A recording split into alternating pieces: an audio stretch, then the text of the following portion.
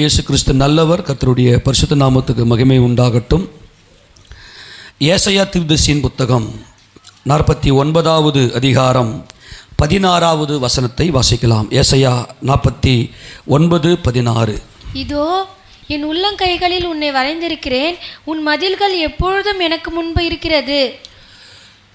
இதோ என் உள்ளங்கைகளில் உன்னை வரைந்திருக்கிறேன், உன் மதில்கள் எப்போதும் என் முன் இருக்கிறது என்று இன்றைக்கு ஆண்டவர் நம்மோடு கூட பேசுகிறார். இதோ உன்னை என் உள்ளங்கைகளிலே வரைந்திருக்கிறேன் அப்படின்னு சொன்னவர் உடனே மதில் அப்படின்னு பேசுகிறாரு. உன் மதில்கள் எப்போதும் எனக்கு முன்னாடி தான் இருக்குது, என் முன்னாடி தான் இருக்குது உன் மதில். அப்போ உள்ளங்கையில் யாரை வரைந்து வைத்திருக்கிறார், யாரை இங்கே மதில் என்று சொல்லுகிறார்? மதில் என்பது ஒரு விலை உயர்ந்த பட்டணம், த கிரேட் சிட்டி. ஆஸ்திகளும் ஐஸ்வர்யங்களும் நல்ல பலவிதமான செழிப்புகளும் ஒரு குறைவும் இல்லாத எல்லாவிதமான பரிபூர்ண சமாதானமும் சந்தோஷமும் நிறைந்திருக்கிற ஒரு பர்ஃபெக்ஷன் தான் மதில் சூழ்ந்த பட்டணம். கவனிக்கணும், நம்முடைய வாழ்க்கையில் தேவன் எல்லாவிதமான சந்தோஷத்தையும் சமாதானத்தையும் ஐஸ்வர்யத்தையும் இரக்கத்தையும் பரிபூரணத்தையும் கொடுத்து நம்மை பரிபூரணப்படுத்தி நாம் நிறைவுள்ளவர்களாய் என்றென்றைக்கும் தேவனுடைய ராஜ்யத்தை சுதந்திரித்துக் கொள்ளும்படியாக நாம் அழைக்கப்பட்டிருக்கிறோம். அன்பானவர்களே, அந்த நாட்களிலே இந்த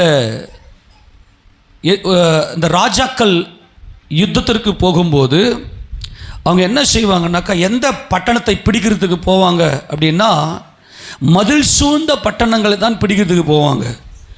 ஏன்னா மதில் சூழ்ந்த பட்டணத்தில் தான் பொக்கிஷங்கள் அங்கே அதிகமாக இருக்கிறது.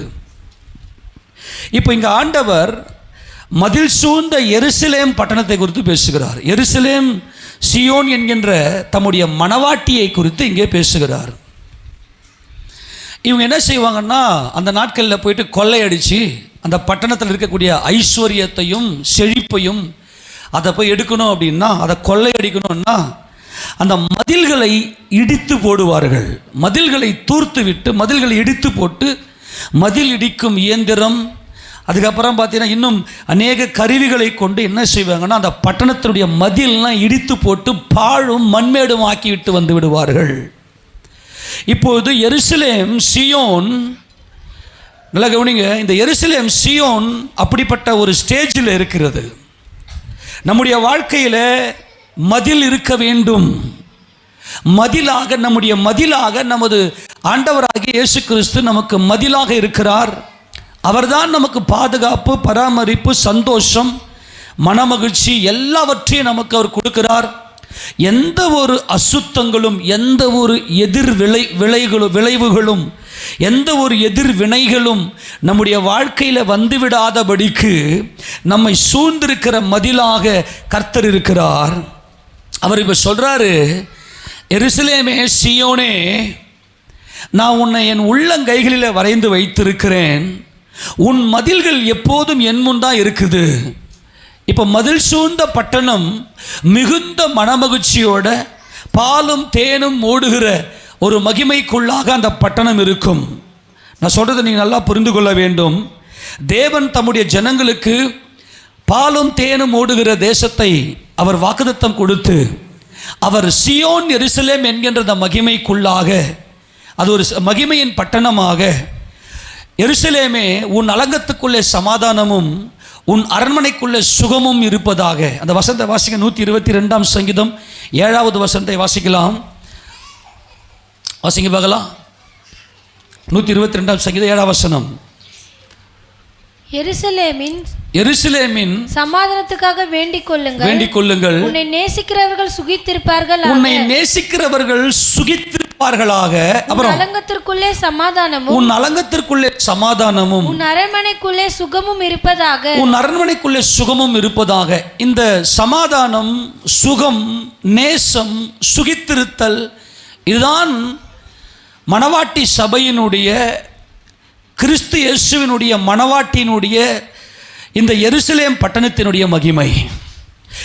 இந்த பட்டணத்துக்கு மதில் எவ்வளோ பெருசு அப்படின்னா வானத்தை அளாவக்கூடிய மதிலாக இருக்கிறது. ஏனென்றால் அந்த பட்டணத்தினுடைய சுகம், அந்த பட்டணத்துடைய சமாதானம், அந்த பட்டணத்தினுடைய நல்ல வளர்ச்சி, செழிப்பு அவ்வளவு பெரியதாக இருக்கிறது. உபாகம புத்தகம் 9வது அதிகாரம் 1வது வசனத்தை நாம் வாசிக்கும்போது, உபாகமம் 9வது அதிகாரம் 1வது வசனத்தை வாசிக்கும்போது, கர்த்தர் இந்த பாலும் தேனும் ஓடுகிற கானான் தேசத்தில் இருக்கக்கூடிய இந்த சீயோன் எருசலேம் என்கின்ற பட்டணத்துடைய மகிமை குறித்து பேசுகிறார். வாசிப்பகலாம். இஸ்ரவேலே கேள். ஓ இஸ்ரவேல் ஹேர், நல்லா கவனிங்க, நான் சொல்றத கொஞ்சம் கேளுங்க. நீ இப்பொழுது யோர்தானை கடந்து உன்னிலும் ஜனம் பெருத்ததும் பலத்ததுமான ஜாதிகளை துரத்தி வானத்தை அளாவிய மதில் சூழ்ந்த பெரிய பட்டணம். எல்லா கரங்களும் ஆமென் சொல்லுங்க. எருசலேமே, சீயோனே, உன் தேவன் என்ன சொல்லுகிறார்? இந்த மதில் எவ்வளவு பெரிதா இருக்கிறது. வானத்தை அளாவிய மதில், பெரிய பட்டணம், த கிரேட் சிட்டி, பெரிய பட்டணம். அந்த பெரிய பட்டணத்துக்கு எப்படிப்பட்ட மதில் இருக்கிறது என்று சொன்னால், வானத்தை அளாவக்கூடிய மதில் இருக்குதுன்னா யாராகிலும் அந்த பட்டணத்தை கொள்ளையடிப்பார்களா? சமாதானம் கொள்ளையடிக்கப்படுமா? உன் சுகம் கொள்ளையடிக்கப்படுமா? உன் சந்தோஷம் கொள்ளையடிக்கப்படுமா? வானத்தை அளாவிய மதில். ஆக மதில் தான் நமக்கு பாதுகாப்பு. அல்லேலூயா. ஏனென்றால் அந்த பட்டணத்தில் அவ்வளவு ஐஸ்வர்யமும் அவ்வளவு சுகமும் அவ்வளவு சமாதானமும் இருக்கிறது. வானத்தை அளாவிய மதில் இருக்கிறது. நான் சொல்லுவதை நீங்கள் நல்லா புரிந்து கொள்ள வேண்டும். இங்கே தேவன் நம்மோடு பேசுகிறார். இப்போ கர்த்தர் சொல்றாரு, உன்னை என் உள்ளங்கைகளிலே வரைந்து வைத்திருக்கிறேன். உன் மதில்கள் எப்போதுமே என் கண் முன்னாடி தான் இருக்கு. ஆனா இப்போ சீயோன் எருசலேம் என்ன செய்கிறாள்? இந்த எருசலேம் என்ன செய்கிறாள்? எப்படி சத்துருவினுடைய உட்புகுதல் என்னுடைய பட்டணத்தில், என் நகரத்தில் எப்படி இந்த சத்துருடைய உட்புகுதல் நடந்தது? என் வாழ்க்கையில் இப்ப சமாதானம் இல்லையே. எப்படி இந்த பட்டணத்தை திறப்பு கண்டது? சத்துரு எப்படி உள்ளே வந்து என் சமாதானத்தை கொள்ளையடித்தான், என் சந்தோஷத்தை கொள்ளையடித்தான், என் சுகத்தை கொள்ளையடித்தான், என் சுகிர்தத்தை கொள்ளையடித்தான் என்று சீயோன் இப்பொழுது இந்த எருசலேம் கண்ணீர் வடித்துக் கொண்டிருக்கிறாள். கண்ணீர் வடித்துக்கொண்டு வேதனையோடு போராட்டத்தோடு பிரச்சனையோடு இருக்கிற உன்னை பார்த்து கர்த்தர் கேட்கிறார். உன்னை பார்த்து சொல்றாரு, ஆண்டவரே நீங்க என்ன மறந்துட்டீங்களே ஆண்டவரே, நீங்க என்ன மறந்துட்டீங்களே ஆண்டவரே. நீங்க எங்களுக்கு, நாங்கள் உலகத்தில் இருந்தப்ப, நாங்கள் எகிப்தில் அடிமைப்பட்டு கிடந்தப்ப எங்களுக்கு நீங்க வாக்குத்தத்தங்களை கொடுத்து வானத்தை அளாவிய மதில் சூழ்ந்த அந்த மதிலில் இருக்கக்கூடிய அலங்கம் இருக்கக்கூடிய ஜாமக்காரர்கள் இருக்கக்கூடிய எந்த ஒரு சேதமும் வராதபடிக்கு இந்த ஜாமக்காரர்களை வைத்து, எருசலேமே, இந்த எருசலேமினுடைய அந்த மகிமையை நான் பாதுகாப்பேன் என்று சொல்லி நீர் எங்களை வாக்குத்தத்தங்களை கொடுத்து அழைத்து கொண்டு வந்தீரல்லவா. ஜாமங்காக்காரெல்லாம் இருந்தாங்களே, இந்த ஜாமக்காரனுக்கு தூக்கம் கிடையாது. ஜாமக்காரன் கண் விழித்து இந்த எருசலேம் பட்டணத்தை, இந்த மகிமையின் பட்டணத்தை, சமாதான நகரத்தை, செழிப்பின் நகரத்தை, நன்மைகளின் நகரத்தை, பலன்களினால் சூழ்ந்திருக்கிற நகரத்தை எந்த ஒரு சத்துருவனுடைய உட்புகுதலும் உள்ளே வந்து விடாதபடிக்கு ஜாமக்காரரை கட்டளையிட்டீரே. ஆமென். ஆனால் இப்போது எங்கள் வாழ்க்கையில் ஏன் ஆண்டவரை இவ்வளவு வேதனை, ஏன் ஆண்டவரை இவ்வளவு சோகம், வெளியே சொல்ல முடியாத வருத்தம், பிரச்சனை, ஜாமக்காரெல்லாம் வச்சிங்களே ஆண்டவரே. ஏசாயா தீர்க்கதரிசியின் புத்தகம் ஏசாயா தீர்க்கதரிசியின் புத்தகம் 62வது அதிகாரத்தில் 6வது வசனத்தை வாசிக்கும் போது, எருசலேமே எருசலேமே உன் மதில்களின் மேல் உன் மதில்களின் மேல், ஏன் மதில்களின் மேல், உன் மதில்களின் மேல் பகல் முழுவதும் நல்லா கவனிங்களா, இரவும் பகலும் உம்முடைய கண்கள் இந்த எருசலேமின் மேலே இருந்துச்சே. அந்த எருசலேம் நீயும் நானும் தான். பகலிலே வெயிலாகிலும் இரவிலே நிழலாகிலும் என்னை சேதப்படுத்தாது. இஸ்ரவேலை காக்கிறவர் தூங்குவதும் இல்லை, உறங்குவதும் இல்லை. எருசலேமே, இப்ப கர்த்தர் சொல்றாரு, உன்னை என் உள்ளங்கையிலே வரைந்து வைத்திருக்கிறேன், உன் மதில்கள் எப்போது எனக்கு முன்பாக இருக்குது அப்படின்னு சொல்றாரு. யாரை பார்த்து சொல்றாரு? இப்ப எருசலேமை பார்த்து சொல்கிறார். ஏனென்றால் எருசலேம் சாலேமின் ராஜாவினுடைய மனவாட்டி தான் எருசலேம். சாலேமின் ராஜா, சமாதானத்தின் ராஜா. அவர் சிலுவையிலே மரணம் அடைந்து, சிலுவையிலே மரித்து, அந்த மரணத்தின் மூலமாய் தன்னுடைய மனவாட்டியை அவர் தெரிந்தெடுத்திருக்கிறார். அப்படிப்பட்ட மனவாட்டி, அப்படிப்பட்ட மனைவி, தமக்கு மனைவியாக்கி கொண்ட இந்த எருசலேமின் மேல் அவருடைய கண்கள் இரவும் பகலும், பகலிலே வெயிலாகிலும் இரவிலே நிலவாகிலும் இவளை சேதப்படுத்தாதபடிக்கு காத்தீரே. ஆனால் இன்னைக்கு நாங்கள் சபையில் இருக்கிறோம். எங்கள் வாழ்க்கையில் சொல்லி முடியாத வேதனைகள், எண்ணி முடியாத துக்கங்கள், கண்ணீர், வேதனை, இவ்வளவு போராட்டத்தோடு நாங்கள் இருக்கிறோமே ஆண்டவரே அப்படின்னு சொல்லி உள்ளம் குமுறி, உள்ளம் உடைக்கப்பட்டு வந்து உட்காந்துங்கிற ஏதோ ஒரு சூழ்நிலை. இந்த வார்த்தை மட்டும் எடுத்துக்க, மனம் பதறல், வேதனை, ஏதோ ஒரு நொறுங்குண்ட இந்த இருதயம்.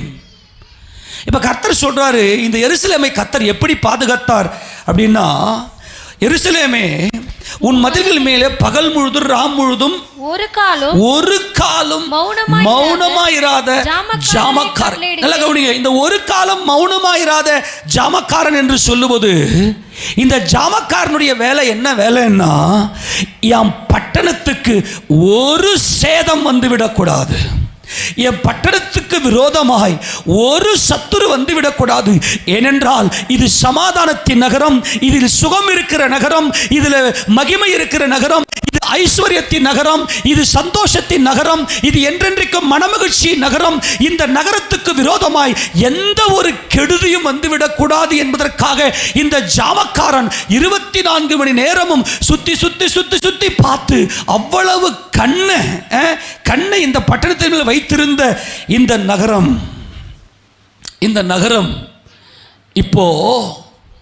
இப்போ என்ன பண்ணுச்சு அப்படின்னா, இந்த மதில் திறப்பு கண்டிருக்கிறது. சத்துரு உட்புகுதல் நடந்து விட்டது. சத்துரு உள்ளே வந்து விட்டான். ஏதோ ஒரு பிரச்சனை உங்களை பயமுறுத்தி கொண்டே இருக்கிறது. இப்படிப்பட்ட சூழ்நிலையில தான் இப்போ என்ன நடந்துச்சுன்னா, நல்லா கவனிங்களேன், இந்த ஜாமக்காரரை வைத்து பாதுகாத்து பயன்படுத்தின இந்த பட்டணம், எடுத்து வாசிங்க பார்க்கலாம். 2 ராஜாக்களின் புத்தகம் 25வது அதிகாரம் 3வது வசனத்தை வாசிக்கலாம். 2 ராஜாக்கள் 25ஆம் அதிகாரம் 3வது வசனம். 4ஆம் மாதம் 9ஆம் தேதியிலே பஞ்சம் நகரத்திலே அதிகரித்தது. நீ வானத்தை அளாவிய, வானத்தை தொடக்கூடிய அளவுக்கு உனக்கு மதில் இருந்ததே. ஏனென்றால் அதிலே ஆஸ்தியும் ஐஸ்வர்யமும் சந்தோஷமும் சமாதானமும் சுகமும் நல்ல திருப்தியாய் இருக்கக்கூடிய பட்டணம் அல்லவா நீ? எப்படி பஞ்சம், கடன் பிரச்சனை மேல முடியல.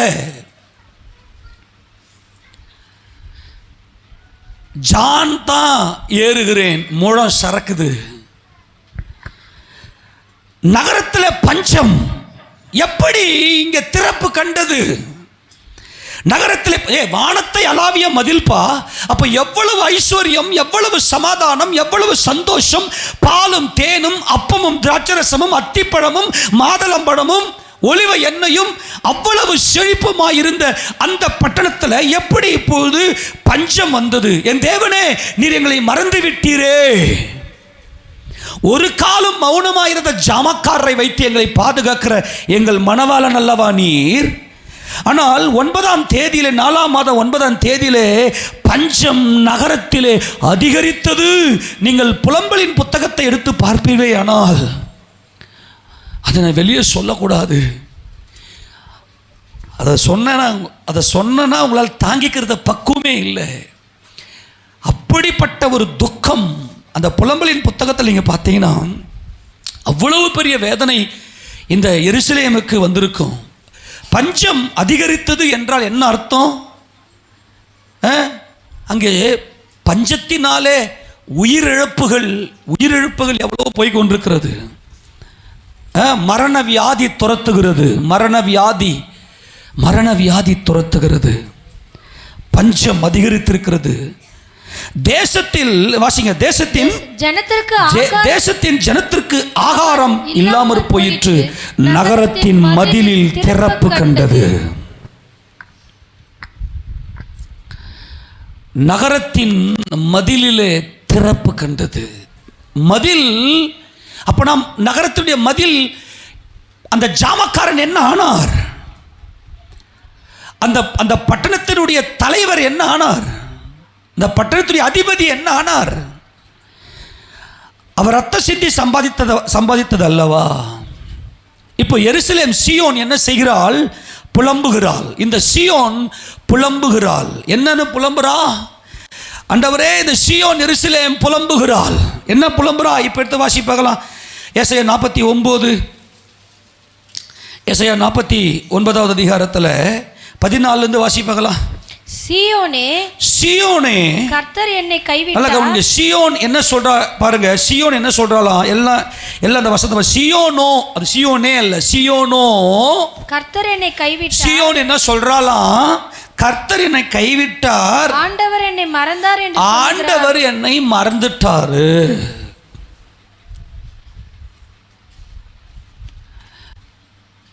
இந்த சீயோன் என்ன சொல்றா?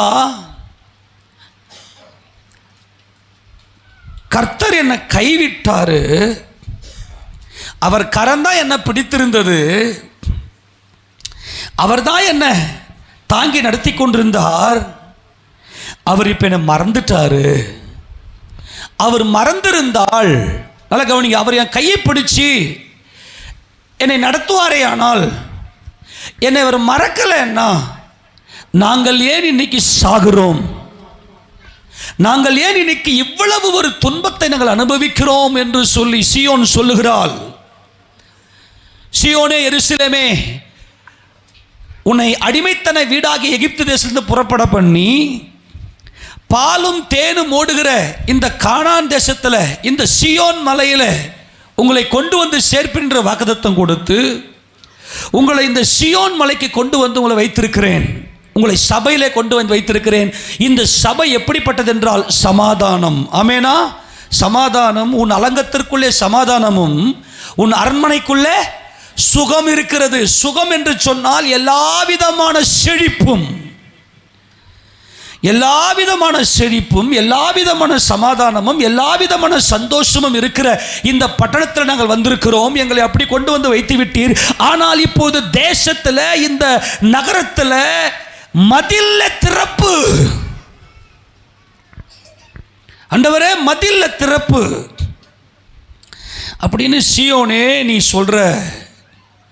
எல்லாம் கவனிக்கிறீங்களா? சீயோனே, நீ என்ன சொல்ற? என் கர்த்தர் என்னை கைவிட்டாரு. என்ன, அந்த பட்டணத்தினுடைய தலை, அந்த எருசலேமினுடைய தலை என் ஆண்டவராக இயேசு கிறிஸ்து. ஆனால் இப்போது அவர் என்னை கைவிட்டு விட்டார். இப்போது அவர் என்னை மறந்து விட்டார். சொல்லுங்க, என்ன பண்ணிட்டாரு? மறந்து விட்டார். ஆமென் சொல்லுங்க பார்க்கலாம். அல்லேலூயா. யார் சொல்றது? எருசலேம் சொல்லுகிறாள், சீயோன் சொல்லுகிறாள். இந்த வார்த்தை இந்த ஜனங்க கிட்ட இருந்து வருது. வந்ததும் நல்லா கவனிங்க, இது எப்படிப்பட்ட சூழ்நிலையில் இந்த சம்பவம் நடக்குதுன்னு சொல்லி ஒரே ஒரு சம்பவத்தை மட்டும் காட்டுறேனே. புலம்பல்லேருந்து ஒரே ஒரு வசனத்தை மட்டும் காட்டுறேன். அது எப்படிப்பட்ட ஒரு பயங்கரத்துக்குள்ளாக இந்த பட்டணம் போச்சுன்னு அந்த முதலாம் அதிகாரம் 1 வசனத்தை வாசிங்க பார்க்கலாம். ஐயோ ஐயோ ஜனம் பெருத்த, ஐயோ எனக்கு மட்டும் ஏன் இப்படிலாம் நடக்கு தெரியலையே. ஐயோ சபைக்குள்ள இருக்கிறேன், நல்லா கவனிங்க, சபைக்குள்ள இருக்கிறேன், நான் ஜெபிக்கிறேன், வசனத்தை கேட்கிறேன், வார வாரம் சர்ச்சுக்கு வரேன், எல்லாத்தையும் செய்கிறேன். ஐயோ எனக்கு மாத்திரம் ஏன் இப்படி நடக்குது இல்லையா? இப்போ இந்த நகரத்தை பார்த்து எல்லாரும் சொல்றாங்க, ஐயோ ஜனம் பெருத்த நகரம். நகரி என்றால் நகரம். தனிமையாய் உட்கார்ந்திருக்கிறாளே, எல்லாரும் மறக்கப்பட்டிருக்கிறாளே, தனிமையா உட்கார்ந்திருக்கிறாளே. எத்தனை பேர் நீங்க தனிமையின் பாதையிலே போய் கொண்டிருக்கிறீர்கள்? அன்பான தேவஜனமே, ஒரே ஒரு காரியத்தை புரிந்து கொள்ளுங்கள். வீட்டில் எல்லாரும் இருக்கிற மாதிரி இருக்குது, எல்லாரும் இருக்கிற மாதிரி இருக்குது. ஆனால் என்னுடைய வாழ்க்கை மாத்திரம் ஏதோ ஒரு தனிமை. ஜனம் பெருத்திருக்கு, சொந்த பந்தத்துக்கு அளவே இல்லை. ஜனம் பெருத்திருக்கு. இந்த எல்லாராலும் மறக்கப்படுகிற வேலையை தான் தனிமை நம்மளை சூழ்ந்து கொள்ளும். எல்லாருமே குடும்பத்தில் அன்பு தான் எதிர்பார்த்து கொண்டிருக்கிறோம். அன்பிலே பிணைக்கப்பட்டிருப்பதான் குடும்பம். அந்த அன்பு அங்கே இல்லைன்னா மறக்கப்பட்டு போவோம்னா எதுக்கு இந்த வாழ்க்கை? கணவனால் மறக்கப்பட்ட மனைவி எப்படிப்பட்ட ஒரு நிலைமை இருக்கும் யோசிச்சு பாருங்க பார்க்கலாம். நீ என்னை மறந்துட்டேன்னு எப்படி சொல்லுவாங்க? அந்த அன்பில் உண்மை இல்லை. நீ என்னை மறந்துட்ட. கணவன் மனைவி அல்லது அப்பா அம்மா பிள்ளைங்க, இப்போ உதாரணத்துக்கு பிள்ளைங்கள்லாம் எங்கேயாச்சும் வெளியே இருந்தாங்கன்னா என்ன பண்ணுவாங்க? ஃபோன் பண்ணுறதுக்கு எதிர்பார்ப்பாங்க இல்லையா? நீங்கள் எனக்கு ஃபோன் மறந்துட்டல, நீங்கள் அப்படியே பிள்ளைங்களுடைய மனசுக்குள்ள எப்படி இருக்கும்? நீங்கள் மறந்துட்டீங்கல்ல, நீங்கள் மறந்துட்டீங்கல்ல. அந்த எனக்காக பரிதவிக்கிற ஒரு இருதயம், எனக்காக, என்னுடைய நலனுக்காக, என்னுடைய சுகத்திற்காக, என் சமாதானத்திற்காக, என் சுகிர்த்த வாழ்க்கைக்காக யாரோ ஒருவர் என்னை அங்கீகரிக்க வேண்டும், என்னை ஆமோதிக்க வேண்டும் என்று எல்லோரும் விரும்புவோம். அப்படி யாராகிலும் ஒரு இருப்பாங்களான்னு சொல்லி நம்ம எதிர்பார்ப்போம். இந்த எதிர்பார்ப்பு தான் குடும்பம். ஆனால் குடும்பத்தில் இருக்கிறேன், ஜனம் பெருத்திருக்கிறது, ஆனால் நான் தனிமைப்படுத்தப்பட்டிருக்கிறேன். எருசலேமே, உன் மதிலில் திறப்பு இருக்கிறது, திறப்பு கண்டது. எப்படி ஆண்டவரே திறப்பை விட்டீங்க? எப்படி ஆண்டவரே என் வாழ்க்கையில் இவ்வளவு சூறாவளியை நீங்கள் அனுமதித்தீர்கள்? எப்படி இப்படிப்பட்ட சூறாவளி அனுமதித்தீர்கள்? அங்கே சொல்றாங்க பாருங்க, ஆண்டவர் ஜனம் பெருத்த நகரி தனிமையாய் உட்கார்ந்திருக்கிறாளே. இந்த ஒரு வார்த்தை போதுங்க. இந்த எருசலேமுக்குள்ள ஒரு தனிமை. பிள்ளைங்களை பெற்றிருக்கிறோம், அந்த பிள்ளைகளால் ஆதரிக்கப்பட முடியாத தனிமை. விதவைக்கு ஒப்பானாலே. அங்கே சொல்றாரு, புருஷன் இருக்கிறான், ஆனால் தனிமை. ஏனென்றால் இந்த சாலேமின் ராஜா, சமாதானத்தின் ராஜாவினுடைய மனைவி தானே நான். பஸ்கா ஆட்டுக்குட்டியின் ரத்தத்தினாலே தானே நான் மீட்கப்பட்டேன். விதவை போல விதவையாகல, விதவைக்கு ஒப்பானாலே. ஒரு டைவர்ஸ்.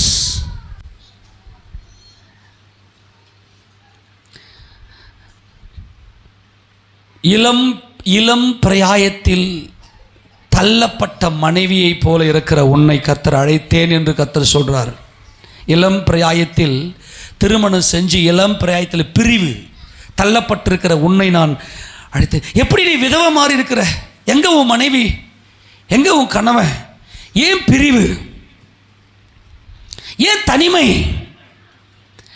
ஏன்னா ஒரு சந்தோஷமும் உள்ள இல்லை, ஒரு சமாதானமும் உள்ள இல்லை. தனிமை. விசாரிக்கிறதுக்கு யாரும் இல்லை. எல்லாரும் நான் மறக்கப்பட்டு போயிருக்கிறேன் என்று புலம்புகிறாள்.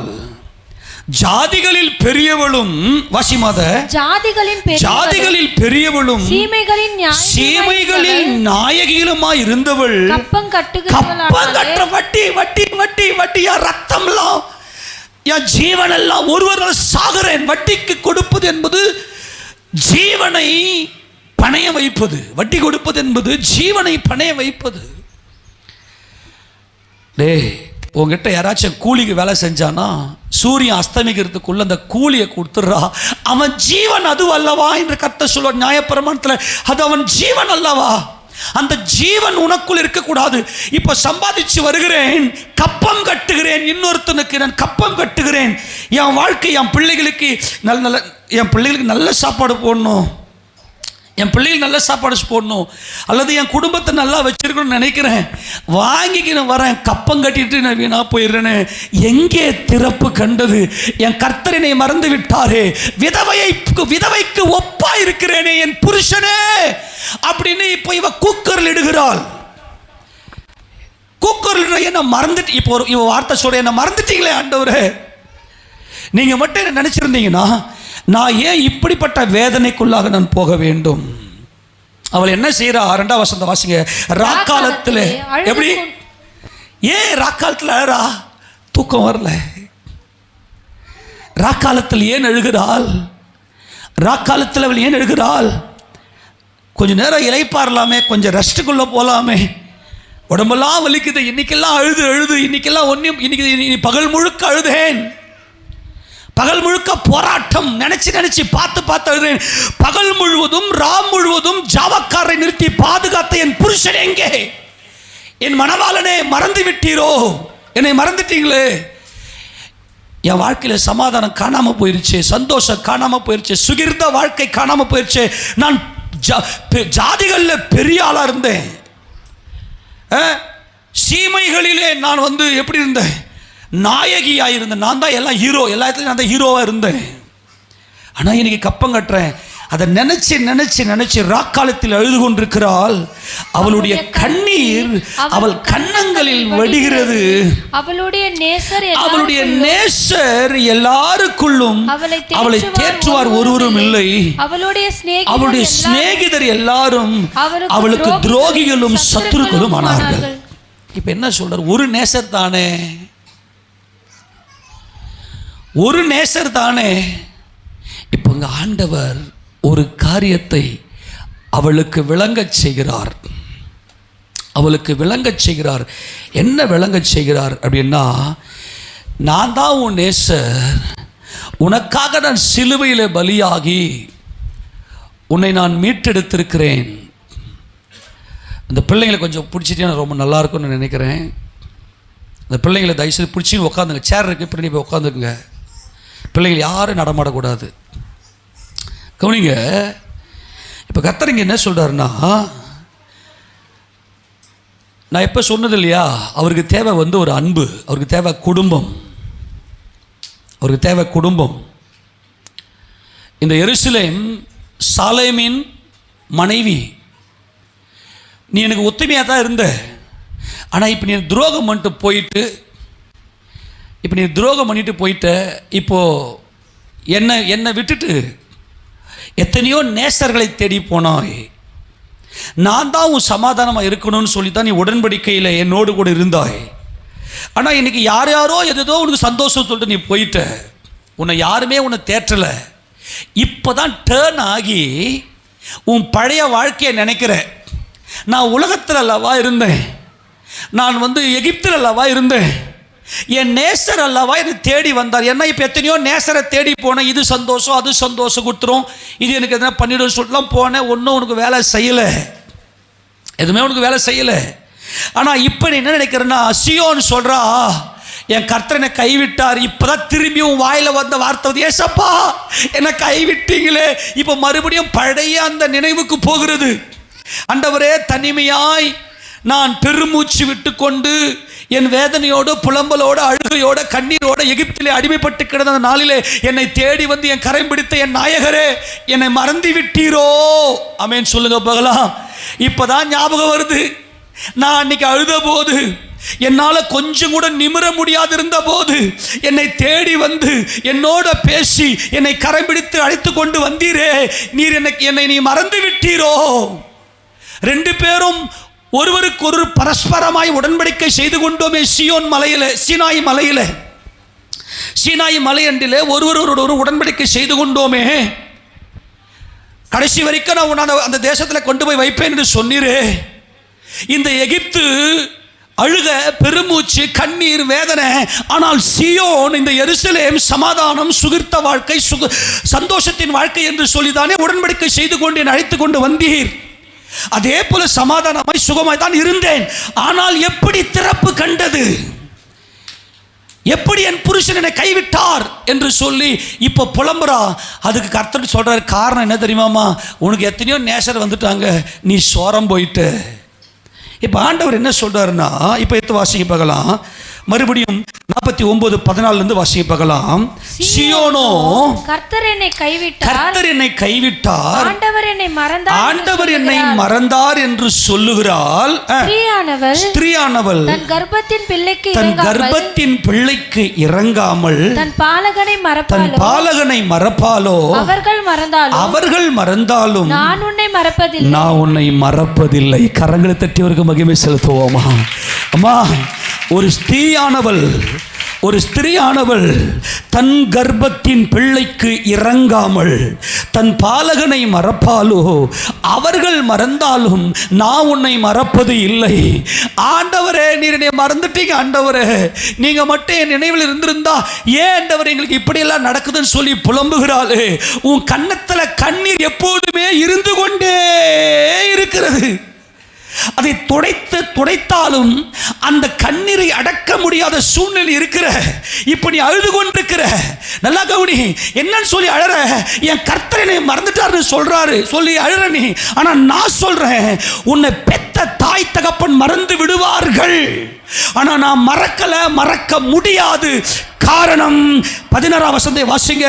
இதோ என் உள்ளங்கைகளில் உன்னை வரைந்து இருக்கிறேன், உன் மதில்கள் எப்போதும் என் முன் இருக்கிறது என்று தேவன் சொல்லுகிறார்.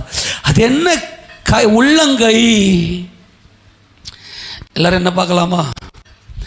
கர்த்தர் சகலத்தையும் தம்முடைய கரத்தினாலே உண்டாக்கி, அவருடைய கரம் உண்டாக்குச்சு. எல்லாம் என்ன பார்க்கணும்? இப்போ எல்லாம் என்ன தான் பார்க்கணும்? யாரும் பைபிள் பார்க்கக்கூடாது. கர்த்தர் தம்முடைய கரத்தில் அவர் சொல்ல ஆகும், அவர் கட்டளிட நிற்கும். நல்லா கவனி. எல்லாம் என்ன பாருங்க? அவர் சொல்ல, ஓய் இது செய், வானம் உண்டாக கடவுது, பூமி உண்டாக கடவுது. அவர் சொல்றார், அவருடைய கரம் உண்டாக்குச்சு. நல்ல கவனி. அவருடைய கரம். அவர் அவர் அவர் அவர் சர்வ வல்லவர், சர்வ வியாபகர், சர்வ சிருஷ்டிகர், ஒரு மகாதேவன்.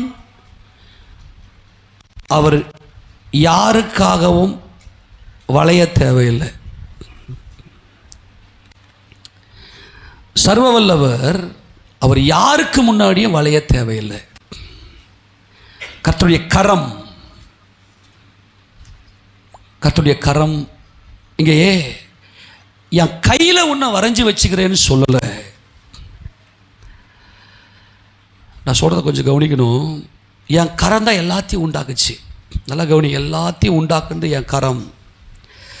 ஏசாயா 66ஆம் அதிகாரம் 1-2 வசனத்தை வாசிக்கும்போது, ஏசாயா 66:1-2 கர்த்தர் சொல்லுகிறது என்னவென்றால், வானம் எனக்கு சிங்காசனம், வானம் எனக்கு சிங்காசனம், பூமி எனக்கு பாதபடி, பூமி எனக்கு பாதபடி, நீங்கள் கட்டும் ஆலயம் எனக்கு எம்மாத்திரம், நான் தங்கியிருக்கும் ஸ்தலம் எப்படிப்பட்டது, என்னுடைய கரம் இவைகளை எல்லாம் சிருஷ்டித்ததினால் இவைகள் எல்லாம் உண்டாயின என்று கர்த்தர் சொல்லுகிறார். அம்மா, பிரதர், சிஸ்டர், இவைகள் எல்லாம் உண்டாக்குனது என் கரம். என் கரம் என்னது? அவர் என்ன சொல்ற? அவர் ஆர்டர் பண்றார். அவர் சொல்ல ஆகும். அவர் கட்டளை நீட்டப்பட்ட கரம். ஆனால் எருசலேமே, சியோனே, நான் உன்னை எங்க வச்சிருக்கேன் அப்படின்னா என் உள்ளங்கை. உள்ளங்கைன்னு எப்படி சொல்லுவோம்? இப்படியா சொல்லுவோம்? உள்ளங்கை. எல்லாம் சொல்லுங்க போல. உள்ளங்கை எப்படி இருக்கும்? எல்லாம் காட்டு. இந்த உள்ளங்கை கர்வ், ஒரு வளைவு. இந்த நீட்டப்பட்ட இந்த சர்வ வல்லவர், சகல அதிகாரமும் படைத்த சர்வ வல்லமையுள்ள தேவன், அவர் என்ன சொல்றாருன்னா, உன்னை உள்ளங்கையில் தான் வரைந்து வைத்திருக்கிறேன். இந்த உள்ளங்கை என்பது என்ன அர்த்தம் அப்படின்னா, சர்வ சிருஷ்டிக்கும் முந்தின பேராக அதரிசனமான தேவனுடைய தற்சொரூபமாய்.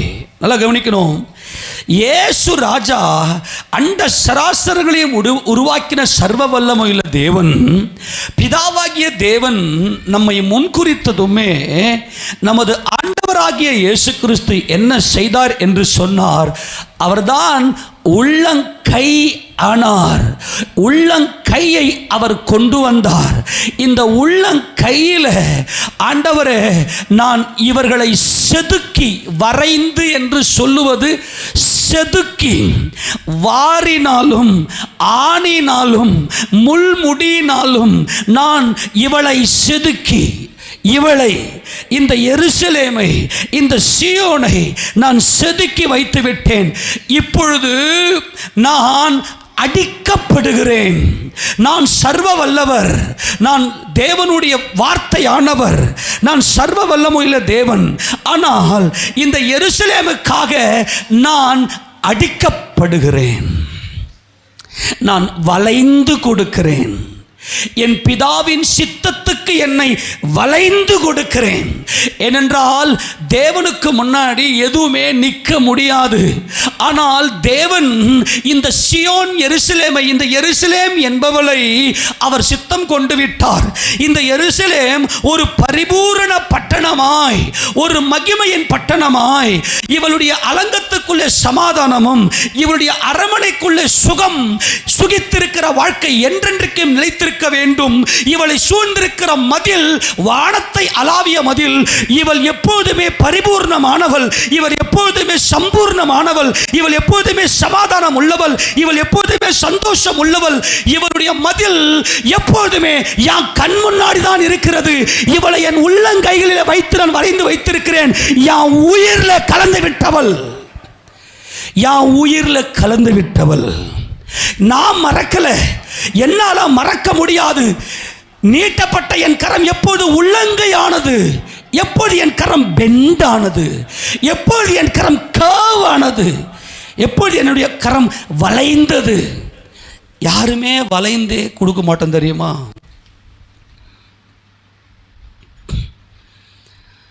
நாம நம்முடைய பொசிஷனை எங்கேயுமே விட்டு கொடுக்கவே மாட்டோம், வளையவே மாட்டோம்.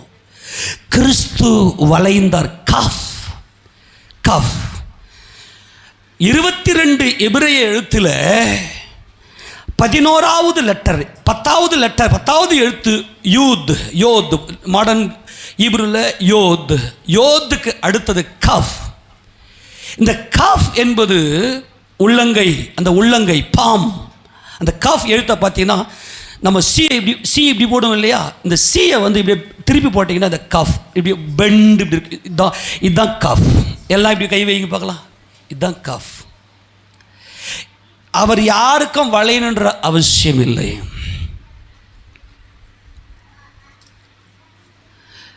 எல்லாம் கவனி. நேற்று இதெல்லாம் நான் தியானம் பண்ணும் போது என் கண்ணில் கண்ணீர் நிற்கவே இல்லை. ஏன் ஆண்டவரேன்னு ஒரு கேள்வி மட்டும்தான் எனக்கு இருந்துச்சு. என் கண்ணில் இங்கே உட்காந்து நான் தியானம் பண்ணி கொண்டு போய் என் கண்ணில் கண்ணீர் நிற்கவே இல்லை. ஏன்னா அவர் என்ன பண்ணிட்டாருன்னா, அவருக்கு யாருமே இல்லை. அவர் உலக தோற்றத்துக்கு முன்னாடியே அந்த சர்வ வல்லமையுள்ள தேவன், எல்லாம் அவரால் சிருஷ்டிக்கப்பட்ட சிருஷ்டி. அவர் என்ன செஞ்சிட்டாருன்னா, ஒரு உடன்படிக்கை பண்ணி என்ன பண்ணிட்டாருன்னா, உன்னை என் உள்ளங்கையில் வச்சிருக்க, உள்ளங்கையில் வரைந்து என்றால் உயிரை கொடுத்து, என் உயிரை கொடுத்துட்டேன், அவ்வளோதான். உள்ளங்கை என்றால் தவறுங்க. இப்போ பெட்ரோல் பங்க்கில் பெட்ரோல் போகிறதுக்கு போகிறோம். நம்ம போய் பெட்ரோல் போகிறதுக்கு நிற்கிறோம். முன்னாடி நம்ம தான் ஆக்சுவலாக முன்னாடி போனோம். ஒரு 2 நிமிஷம் ஆயிடுச்சு. முன்னாடி 2 பேர் பெட்ரோல் போட்டுக்கிறாங்க. ஆனால் பின்னாடி ஒருத்தர் நேராக உனக்கு முன்னாடி என்ன பண்ணுறான்னு பெட்ரோல் போட போவார். விட்டுருவியா? நீ வளைவியா? சரி, ஓகே, போட்டுங்க. நீங்கள் போயிட்டு சீட்டை பிடிச்சிடுறீங்க. பஸ்லேயோ ட்ரெயின்லையோ சீட்டை பிடிச்சிட்டீங்க. யாரோ ஒருத்தர் அதை எடுத்துகிட்டு உட்காடுறாங்க. உங்கள் பொசிஷனுக்கு வளைந்து கொடுப்பீங்களா? யாருக்கு வளைந்து கொடுப்போம்? ஏய் ஐயோ நான் உங்களை ரொம்ப நேசிக்கிறேன், ஐயோ நீங்கள் எவ்வளோ பெரிய ஆள், நான் உங்களை எப்படி நேசிக்கிறேன், நீங்கள் போங்க முன்னாடி. அவங்களுக்கு தான் என்ன செய்வோம்னா நம்முடைய உரிமை எல்லாத்தையும் விட்டு, ஏன்னா அவர்கள் நம்முடைய மனசில் இருக்கிறவங்க. இப்போ இப்போ இப்போ நல்லா கவனிங்க, நல்லா நல்லா கவனிச்சுக்கணும். அவர் தேவன், அவர் சர்வ வல்லவர், எதுவுமே இல்லை, அவர் பாட்டுக்குன்னு தானாக இருக்கிறார், அவர் மட்டும் இருக்கிறார், அவர் மட்டுமே இருக்கிறார், எதுவுமே இல்லை. அவர் சொல்ல ஆகும், எல்லாம் ஆகுது. அவர் ஃபர்ஸ்ட் டைம் கஃப் ஆனார். கஃப் அதனுடைய அர்த்தம் என்ன தெரியுமா? 20. அதனுடைய நியூமரிக்கல் வேல்யூ பார்த்தீங்கன்னா, கிமாட்ரியா அதனுடைய நியூமரிக்கல் வேல்யூ பார்த்தீங்கன்னா என்ன? எபிரேய 22 எழுத்துக்குமே ஒவ்வொரு எழுத்துமே ஒவ்வொரு வார்த்தை, அந்த ஒவ்வொரு வார்த்தைக்குமே ஒவ்வொரு எண்ணிலக்கம் உண்டு. அந்த கஃபுக்கு வந்து 20. என்னதுங்க? 20. இந்த 20 என்பது சிறுமை. அவர் சிறுமைப்பட்டார், கஃப் ஆனார். உன்னை நான் என் உள்ளங்கையில் வைத்திருக்கிறேன். இது பாருங்க ப்ளீஸ், எல்லாம் எனக்கு கொஞ்சம் புரிஞ்சுக்கணும், கவனிக்கணும். அவர் மாத்திரமே இருக்கிறார், அவருக்கென்று எதுவுமே இல்லை.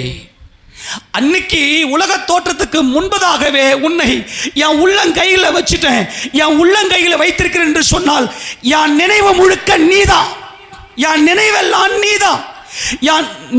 நினைவு தான் நமக்கு உயிர். எப்பா கவனிங்க, நினைவு தான் உயிர், நம்முடைய நினைவு தான் உயிர், நம்முடைய நினைவு தான் உயிர். இப்ப கர்த்தர் என்ன சொல்றாரு அப்படின்னா, இந்த பாருமா சியோனே, எருசலேமே, நான் உலகத் தோற்றத்துக்கு முன்பதாக உனக்காக அடிக்கப்பட்ட ஆட்டுக்குட்டி. நான் அடிக்கப்பட்டேன் என்றால் என்ன அர்த்தம்னா, வளைந்து கொடுத்தேன் என்றால் யாருக்காக வளைந்தேன்? ஆமேனா?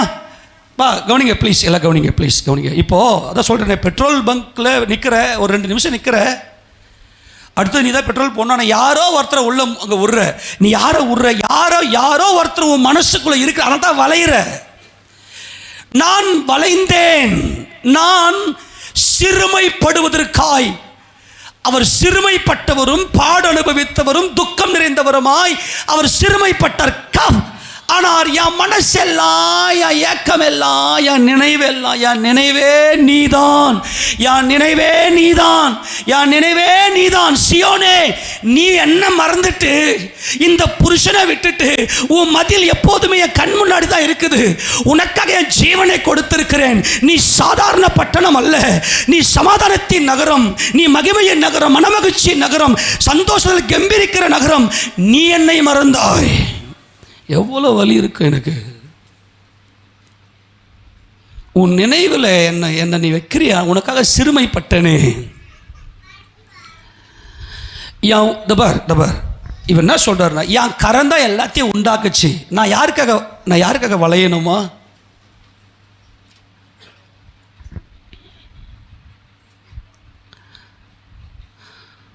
சொத்து பிரிக்கிறாங்க. அப்பா சொத்தை வந்து 4 பிள்ளைங்களுக்கு 4 பாகமாக போட்டு பிரித்து கொடுக்குறாரு. அதில் ஒரு பிள்ளை வந்து சண்டை போடுறான், இல்லை எனக்கு எக்ஸ்ட்ரா கொடுக்கணும், அந்த சொத்தை எனக்கு கொடுக்கணும்னு கேட்குறான்.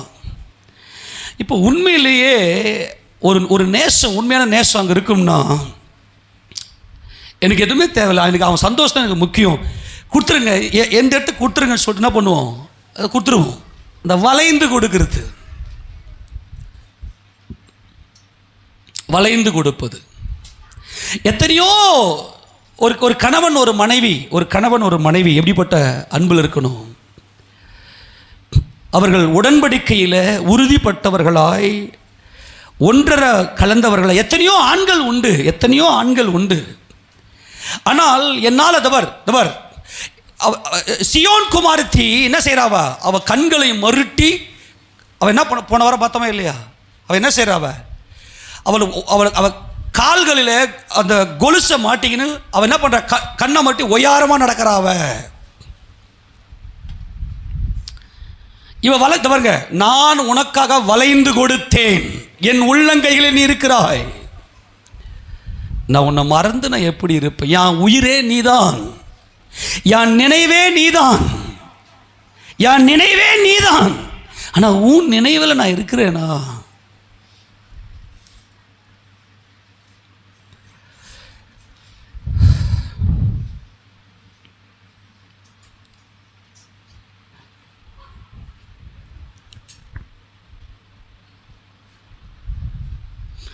நான் சொல்கிறது எத்தனை பேர் புரிஞ்சிக்க முடிஞ்சு? என்ன கேட்குறேன்னா, இயேசு கிறிஸ்து உங்கள் நினைவில் இருக்கிறாரா? எத்தனையோ பெண்கள் இருக்கிறாங்க, என் மனைவி கிட்ட போய் நான் வளைந்து கொடுக்கிறேன், நான் உனக்காக. இப்போ உலக தோற்றத்துக்கு முன்னாடியே உன்னை என் உள்ளங்கையில், நீ என் மனைவி, நீ எனக்கு உத்தமையாக இருப்பியா? என்ன சொல்ல வர்றாரு? உன் சந்தோஷம் நானாக இருப்பேனா? எல்லாவற்றையும் சிருஷ்டிக்கும்படிக்கு, உன்னை மீட்கும்படிக்கு, உன்னை வானத்தை அலாவிய மதில் நீ, என்ன உனக்காக என் உயிரை கொடுத்திருக்கிறேன். அத்தனை சமாதானமும் உனக்குள்ள இருக்கிறது. நீ என்ன செய்யணும்? எனக்காக நீ வளைந்து கொடுக்கணும். ஆனால் நீ என்ன செய்த? சியோன் குமாரத்தியே, நீ என்ன செய்த? அந்த வசனம் மறுபடியும் வாசி பார்க்கலாம். ஏசாயா புத்தகம் 3வது அதிகாரம், ஏசாயா 3:16 வசனம் வாசி. 16 வாசி. பின்னும் கர்த்தர் சொல்லுகிறதாவது, சீயோன் குமாரத்திகள் அகந்தையாய் இருந்து கழுத்தை நெரித்து நடந்து, கண்களால் மருட்டி பார்த்து, ஒய்யாரமாய் நடந்து, தங்கள் கால்களில் சிலம்பு ஒலிக்க திரிகிறார்கள். இப்போ இந்த கொலுசு போடுறது எவ்வளோ பெரிய கொடுமை இல்லை?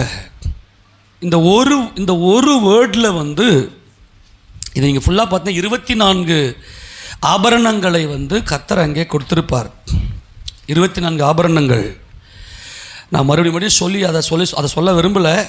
நான் உங்களுக்கு ஏற்கனவே சொல்லிட்டேன். இவள் என்ன செய்கிறாள்? இவள் வளைஞ்சி கொடுக்கல எனக்கு. அவள் நினைவில் நான் இல்லை.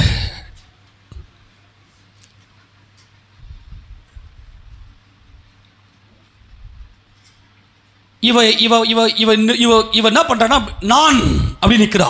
நான் எங்கேயுமே வளைய மாட்டேன். நான் என் உள்ளங்கைகளில் வரைந்து வைத்திருக்கிறேன். என் உள்ளங்கையில் வரைந்து வைத்திருக்கிறேன்.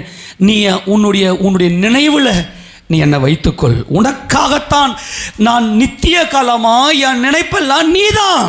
என் நினைவெல்லாம் நீதான். நீ மதில் சூழ்ந்த வானலாவிய மதில் சூழ்ந்த பட்டணம் நீ.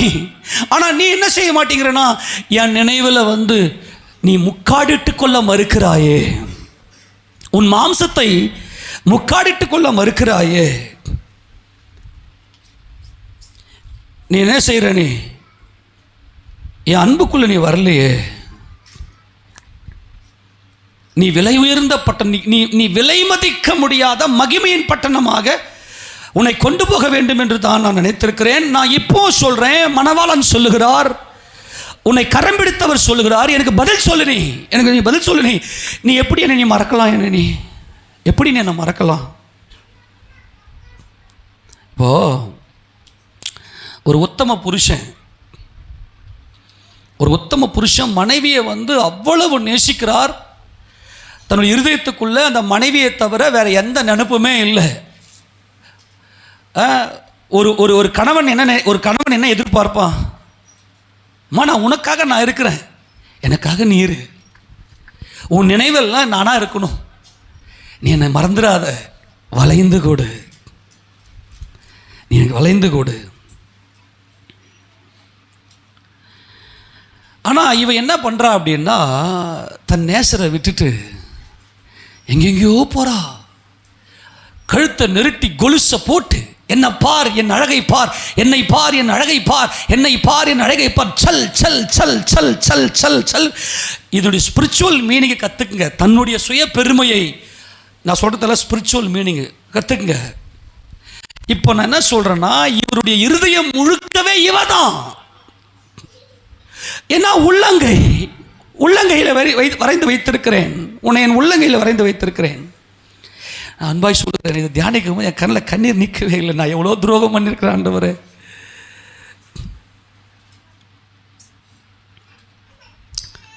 நான் எப்படிலாம் டெஸ்ட் பண்ண தெரியுமா? இந்த கழுத்தை இந்த மருட்டி இந்த கண்களுடைய பார்வையில் பார்த்து அப்படிலாம் என்ன அர்த்தம் தெரியுமா? நான் ஏதாவது எனக்கு பிடிச்ச சாப்பாடு சாப்பிடும்போது என் மனசு அதை போயிடுமா? ஒரு பிரியாணியோ இல்லை வேறு ஏதோ சம்திங், வேறு ஏதோ நல்ல டிஷ், நல்ல சாப்பாடு, அப்படி செக் பண்ணுவேன். ஆண்டவரே, என் மனசு அதில் போயிடுமா? என்னை மறக்காத, அந்த சாப்பாடு உனக்கு ஜீவனை கொடுக்காது. அல்லது ஒரு நல்ல ஒரு டிரைவில் போகும்போது நல்ல ஒரு இப்போ நானும் ரூத்தம்மா என்ன பண்ணோம், பாஸ்டா பார்க்கறதுக்கு போனோம் இல்லையா?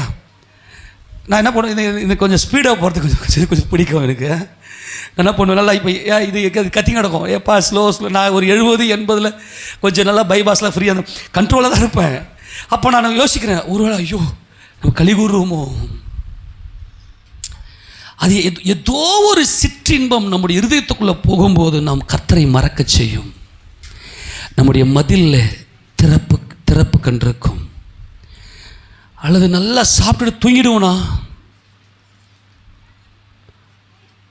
அல்லது நான் போகிற ட்ரெஸ் ஏதாவது எனக்கு அந்த ட்ரெஸ் எனக்கு எதனா கொடுத்துருமா, இல்லை என் வீட்டுக்குள்ளே வர ஏதோ ஒரு பொருள் என்னுடைய சுகத்தை விரும்புறது எதுனா ஒன்று இருதயத்தில் போய் அடைச்சிக்குமா? அது போச்சுனாவே அந்த இருதயத்தில் அந்த நினைவுகளில் போச்சுனாவே நம்முடைய மதில் திறப்பு காணும். நான் என்ன சொல்கிறேன், உன்னை என் உள்ளங்கைகளிலே வரைந்து வைத்திருக்கிறேன் என்று சொல்லிதான் கல்வாரி சிலுவையில் அந்த 2 கரத்தையும் காட்டி உன்னை என் உள்ளங்கையில் செதுக்கி வைத்திருக்கிறேன். வாரடி அவர் உடம்புல ஏற்பட்ட அத்தனை காயங்கள் அவர் செதுக்க நான் உருவானேன். நான் எப்படி உருவானேன்னு நினைக்கிறீங்க? நான் யார்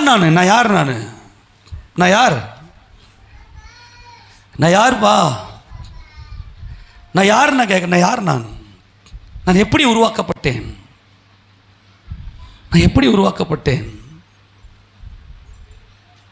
உனக்கு எதுமா உனக்கு மனசுக்குள்ள சந்தோஷத்தை எது உனக்கு சந்தோஷத்தை கொடுத்துரும்? நீ என்ன மறந்துட்டு நான் உன்னை மறந்தேன்னு சொல்கிறியாம்மா? நான் உன்னை மறப்பேன்? நான் சர்வ வல்லவர்.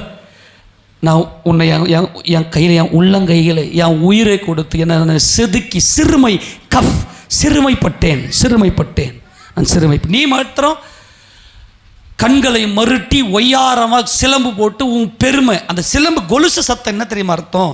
இப்போ கொலுசு போட்டுன்னு போகிறாங்கன்னா என்ன, அவர் யார் அந்த திரும்பி பார்க்க யார் அதுன்னு சொல்லிட்டு அந்த அட்டென்ஷன் திரும்பி வைக்க இல்லையா? உன் பேருக்காக நீ வாழ்ந்தல, என் பேரை உயர்த்தாம. ஏசப்பா என்ன கேட்குறாரு, நான் உன் நினைப்பா இருந்தேன், நீ யார் நினைப்பா இருக்கிறேன்னு கேட்குறாரு. ஒன்றும் இல்லை. அவருடைய சிறுமை எப்படிப்பட்டது எடுத்து வாசிக்க பார்க்கலாம். 53வது அதிகாரம் ஏசாயா தீர்க்கதரிசன புத்தகம் 1 வாசிக்க பார்க்கலாம். எங்கள் மூலமாய் கேள்விப்பட்டதை விசுவாசித்தவன் யார்? கர்த்தருடைய புயம் யாருக்கு வெளிப்பட்டது? கர்த்தருடைய புயம், அவருடைய கரம், அவருடைய கை, அவருடைய உள்ளங்கை யாருக்கு வெளிப்பட்டது? சகோதரனே, சகோதரியே, நீ ஒன்றை உருவாக்க வேண்டுமே, ஆனால் ஏதோ ஒன்று செய்தாக வேண்டும். நீ ஒன்றை உருவாக்க வேண்டும், ஏதோ ஒன்று செய். உன்னை உருவாக்குறது யார்? எப்படி உருவாக்கப்பட்டாய்? உனக்கு நினைவுகள் வருதே, உனக்கு நினைவுகள் இருக்கிறதே. உன்னை யார் உருவாக்குறது? கர்த்தருடைய புயம் யாருக்கு வெளிப்பட்டது?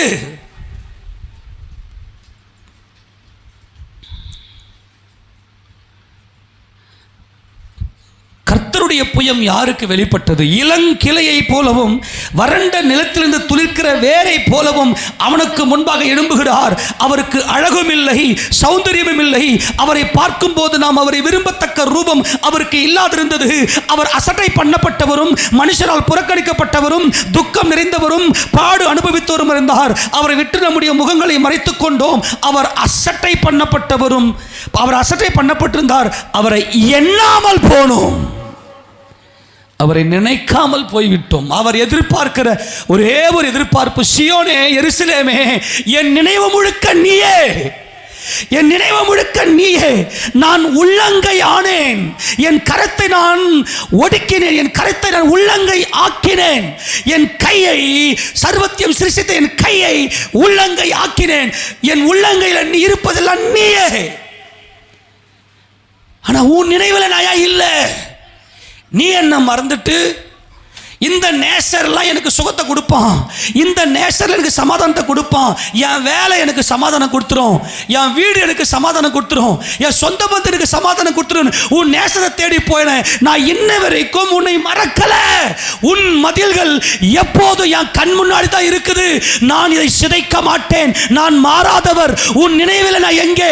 நீ எண்ணாமல் போனாய், என்ன நீ நினைக்கலையே, என்ன நினைக்கலையே. சீயோனே, எருசலேமே, மெய்யாகவே அவர் நம்முடைய பாடுகளை ஏற்றுக்கொண்டு நம்முடைய துக்கங்களை சுமந்தார். நாமோ அவர் தேவனால் அடிக்கப்பட்டு வாதிக்கப்பட்டு சிறுமைப்பட்டவர். இந்த சிறுமைதான் கஃப், சிறுமைதான் கஃப். எல்லோரும் ஆமென் சொல்லாமா? இப்போ எல்லாம் கவனிக்கிறீங்களா? நீங்கள் போய் ஒன்றை உருவாக்குறீங்கம்மா, ஒன்று உருவாக்குறதுக்கு நீங்கள் என்ன பண்ணுவீங்கன்னா உங்களை வளைஞ்சி கொடுத்து உங்களை போய் நீங்கள் செய்வீங்க இல்லையா? ப்ளீஸ் என்னை மட்டும் கொஞ்சம் கவனிச்சிங்க, என்னை மட்டும் கொஞ்சம் கவனிச்சிங்க. இதை மாத்திர சொல்லி உங்களை நான் தேவ அன்புக்குள்ளாக நடத்த விரும்புகிறேன். கர்த்தர் இன்றைக்கி நம்மோடு பேசுகிறார். அவரை நீ என்னலை, அவர் எதிர்பார்க்கிற ஒரே ஒரு எதிர்பார்ப்பு என்ன தெரியுமா? அவர் எல்லாத்தையும் கொடுக்கிறார், எல்லாத்தையும் உனக்கு கொடுத்துருக்கிறார். அது எல்லாவற்றையும் கொடுத்த அவர்தான் உன் நினைவாக இருக்க வேண்டும். உன் நினைவில் அவர் வாசமாக இருக்க விரும்புகிற வேறு எதையுமே இல்லை. உன் நினைப்பு முழுக்க அவர் தான் இருக்கணும். நான் நித்திரை செய்தேன், என் இருதயமோ விழித்திருந்தது, கதவை தட்டுகிற என் நேசருடைய சத்தத்தை நான் கேட்டேன். மணவாட்டி சொல்லுகிறாள், அந்த அந்த இருதயத்தில் நான் நித்திரை செய்தாலும் என் இருதயம் விழித்திருக்க வேண்டும். அவர் எதிர்பார்க்கிற ஒரே ஒரு எதிர்பார்ப்பு என்ன அப்படின்னா, என் நினைவெல்லாம் நீதான். இப்போ நான் யாருக்காக நான் இருக்கிறேன்? ஏமா ப்ளீஸ், இப்போ நான் யாரு இந்த பாருங்களேன், இந்த பாருங்க. இப்போது ஒரு பிள்ளை வந்து ஒரு விஷயத்தை நினச்சிச்சின்னா அது கிடைக்கலன்னா அந்த அந்த நினச்ச விஷயத்தை கிடைக்கிற வரைக்கும் அந்த குழந்தை அழத்தை நிறுத்தாது. பெரியவங்களா இருந்தாங்கனாக்கா மனசை தேர்த்திக்குவாங்க, அப்படியே மனசை சமாதானப்படுத்திக்குவாங்க. இப்போ கர்த்தர் என்ன செஞ்சிட்டாருன்னா, உன்னை நினைச்சிட்டாரு, உன்னை அவரால் மறக்க முடியல. அவர் என்ன எதிர்பார்க்குறாரு? நீ என்ன நினைச்சிருமா, நீ என்ன உன் நினைவில் நான் இருக்கணும். நான் வேற எதுவும் எதிர்பார்க்கல, உன் நினைவில் நான் இருக்கணும். ஏன் அப்படின்னா, நான் உன்னை எப்படி உருவாக்கினேன்னா, என்னை செதுக்கினேன், என் உள்ளங்கைகளிலே உன்னை வரைந்தேன். வரைந்தேன் அப்படின்னா என்னது? அந்த உருவத்தை செதுக்கினேன். எதை கொண்டு செதுக்கினீர்? இந்த கல்லை என்ன செய்தார்கள்? சகரியாவின் புத்தகம் திருப்பி நான் எப்படி உருவானேன்? நீங்கள் எல்லாத்தையும் ஒன்று உருவாக்குவீங்க இல்லையா? எப்படி ஒரு பொருளை உருவாக்குவீங்கப்பா?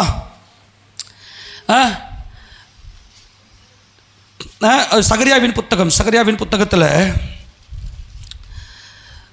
இந்த கல்லை கொண்டு எப்படி கர்த்தர் நம்மை செதுக்கினார், எப்படி வர்ணம் தீட்டினார், எப்படி அவர் இந்த கல்லுக்கு எப்படி வர்ணத்தை தீட்டினார் என்பதை குறித்து அங்கே கர்த்தர் அங்கே சொல்லியிருப்பார். அந்த வசனம்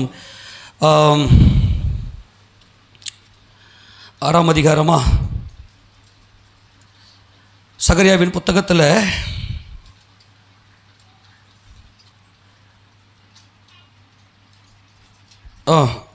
3ஆம் அதிகாரத்தில்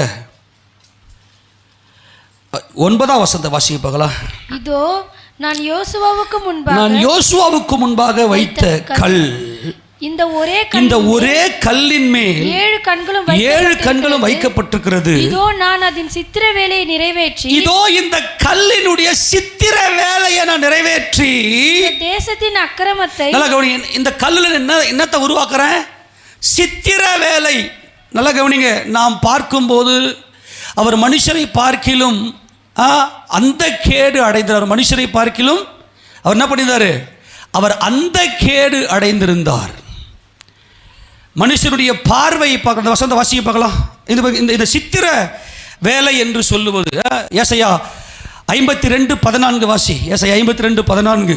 மனுஷனை பார்க்கிலும் அவருடைய முகப்பார்வையும் மனுபுத்திரரை பார்க்கிலும் அவருடைய ரூபம் இவ்வளவு அந்த கேடு அடைந்திருந்தபடியால். எல்லாம் கவனி. அவரால் ஏன் மறக்க முடியவில்லை?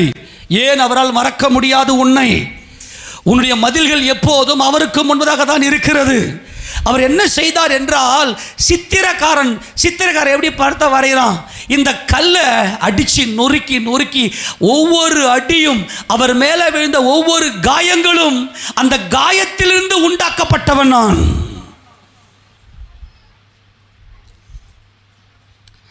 அந்த காயத்திலிருந்து உண்டாக்கப்பட்டவன் நான். என்னால் மறக்க என் நினைவே நீதான்.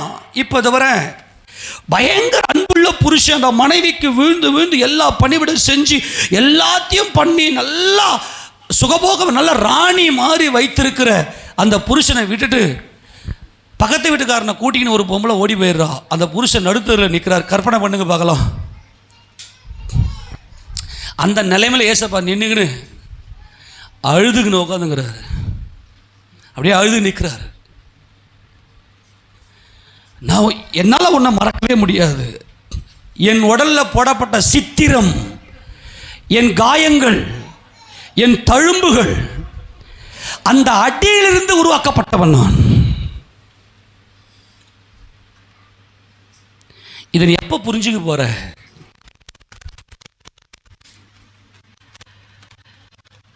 இந்த பாருங்க, நீங்கள் போய் ஒன்றை போய் எடுக்கிறீங்க, ஒன்றை போய் வாங்குறீங்க அப்படின்னா நீங்கள் ஏதோ ஒன்று கிரயம் செலுத்தணும். ஆமேனா? கிரயம் செலுத்தணும். சரி, நான் எப்படி உருவாக்கப்பட்டேன்? என் உள்ளங்கையில் ஒன்றை நான் செதுக்கி வைத்திருக்கிறேன். என் உள்ளங்கையில் நீ இருக்கிற. என் நினைவெல்லாம் எனக்கு நீ தான். நான் அது பாருங்க, நான் இருக்கிறதே உனக்கு தான். இப்போ நீ என்னை விட்டு போயிட்டேன். இப்போ நான் என்ன செய்வேன்? என்னை விட்டு நீ போனதுனால தான், என்னை விட்டு நீ தூரம் போனதுனால தான் உன் மதில்ல திறப்பு. எங்கேயோ ஒரு மூலையில் கர்த்தரை நினைக்கிற அந்த நினைவு, அவர் மேலே வைத்திருக்கிற அந்த பாசம், அவர் மேலே வைத்திருக்கிற அந்த அன்பு எங்கேயோ ஒரு இடத்துல குறையும் போது இந்த மதிலில் திறப்பு காணும். திறப்பு கண்டுச்சுனாவே உன் சமாதானம் குலையும், உன் சந்தோஷம் குலையும், உன்னுடைய எல்லாம் வேற மாதிரி போகும். இப்போ அவர் எதிர்பார்க்கிற ஒரே ஒரு கேள்வி என்ன தெரியுமா? மனுஷனை பார்க்கிலும் அவருடைய முகப்பார்வையும், மனுபுத்திரை பார்க்கில ஒரு ரூபம் இவ்வளவு அந்த கேடு அடைந்தது. எனக்காக அவர் வளைந்தார், தம்மை தாமே ஒப்பு கொடுத்தார். தம்முடைய மணவாட்டி சபையை கரை திரை முதலானவைகள் ஒன்றும் இல்லாமல் தேவனுக்கு முன்பதாக நிறுத்தும்படிக்கு இந்த சபைக்காக தம்மை தாமே ஒப்பு கொடுத்தார். உள்ளங்கை ஆனார். என் உள்ளங்கையில தான் உன்னை வரைந்து வைத்திருக்கிறேன். சகலத்தையும் சிருஷ்டித்த கரம் உன்னை உருவாக்குவதற்காக, உன்னை நித்திய காலம் என்னோடு வைப்பதற்காக என் கை வளைந்தது, உள்ளங்கையானது. என் கை உள்ளங்கையானது. பொண்டாட்டி துரோகம் மட்டும் ஓடி போயிட்டா, என்னை மறந்துட்டா, என்னை மறந்து விட்டாய். நீ எப்படி உண்டாக்கப்பட்டாய்? அம்மா கவனி ப்ளீஸ். இதை நீ புரிந்து கொண்டால் உங்களுக்கு ஜீவன் வரும் என்று நான் கர்த்தருக்குள்ளே விசுவாசிக்கிறேன். நான் எப்படி உண்டாக்கப்பட்டேன்? அவர் உடம்புல சித்திரம் அந்த வரைந்துதான், உள்ளங்கையில வரைந்து.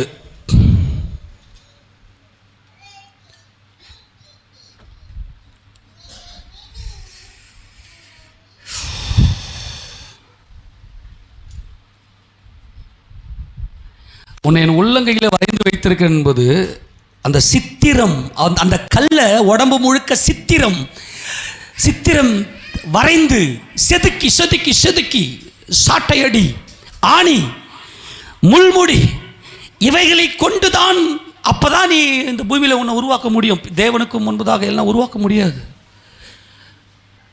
இப்போ தேவனுக்கு முன்பதாக அவர் சாயல்ல, அவர் ரூபத்தில் உருவாக்கணும்னா இவருடைய அந்த அந்த சிறுமையில் தான் நீ நானும் உண்டாக்கப்பட்டோம்.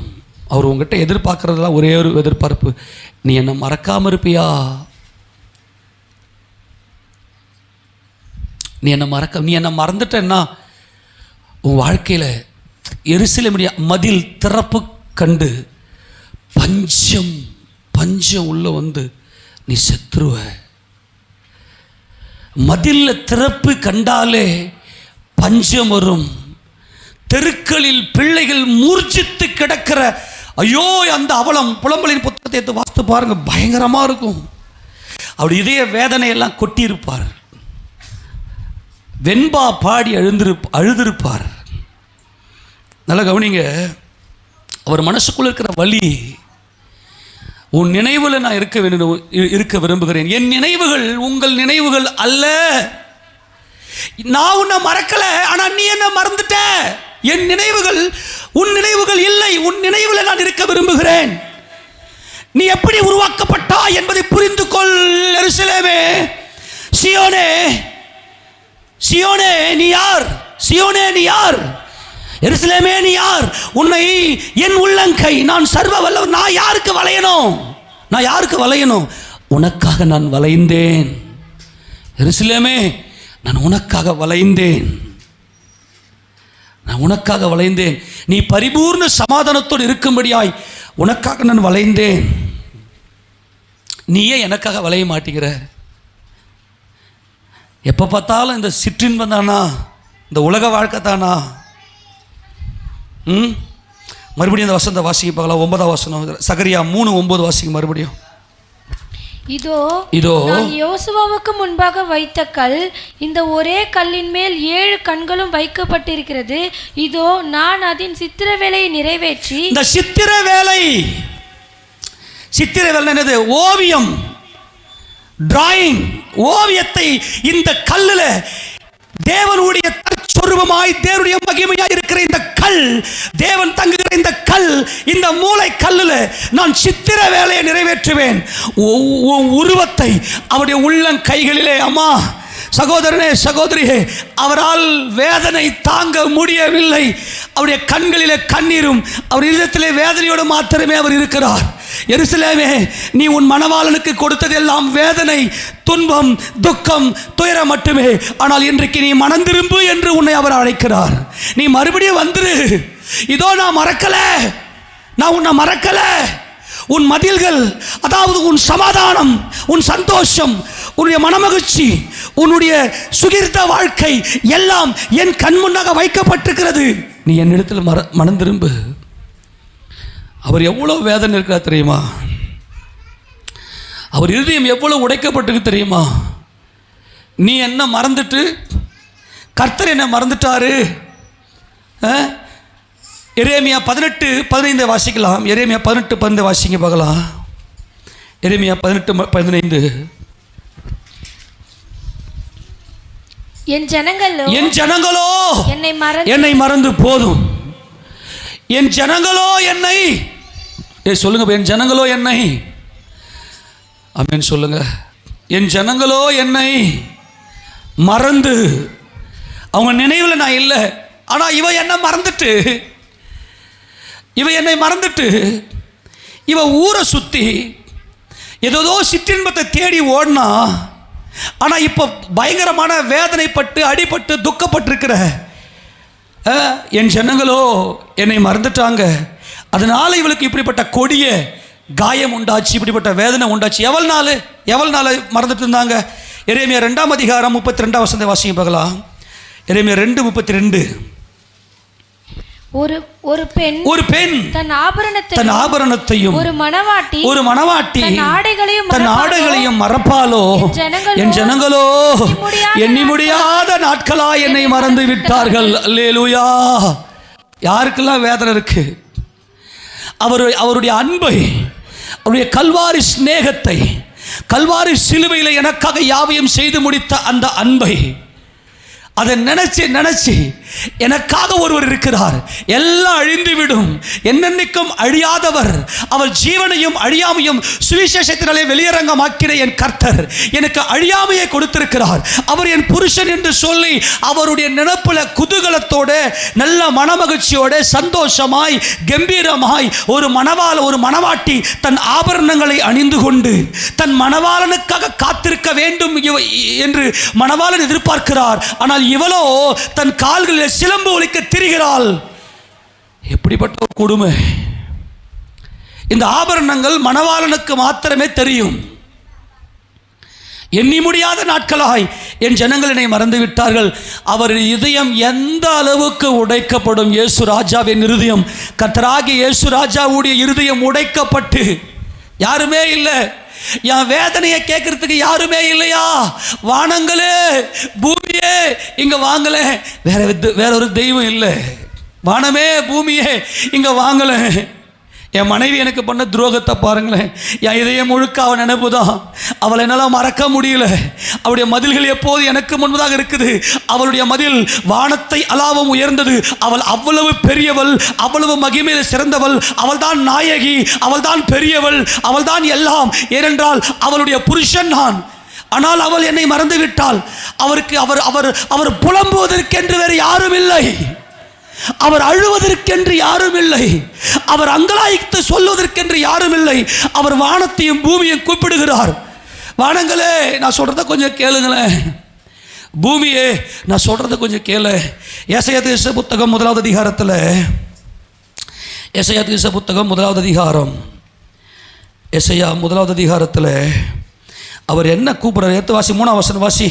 சாரி, 2ஆம் வசனம். வானங்களே வானங்களே கேளுங்கள் கேளுங்கள், பூமியே பூமியே செவிகொடு செவிகொடு, கர்த்தர் பேசுகிறார்.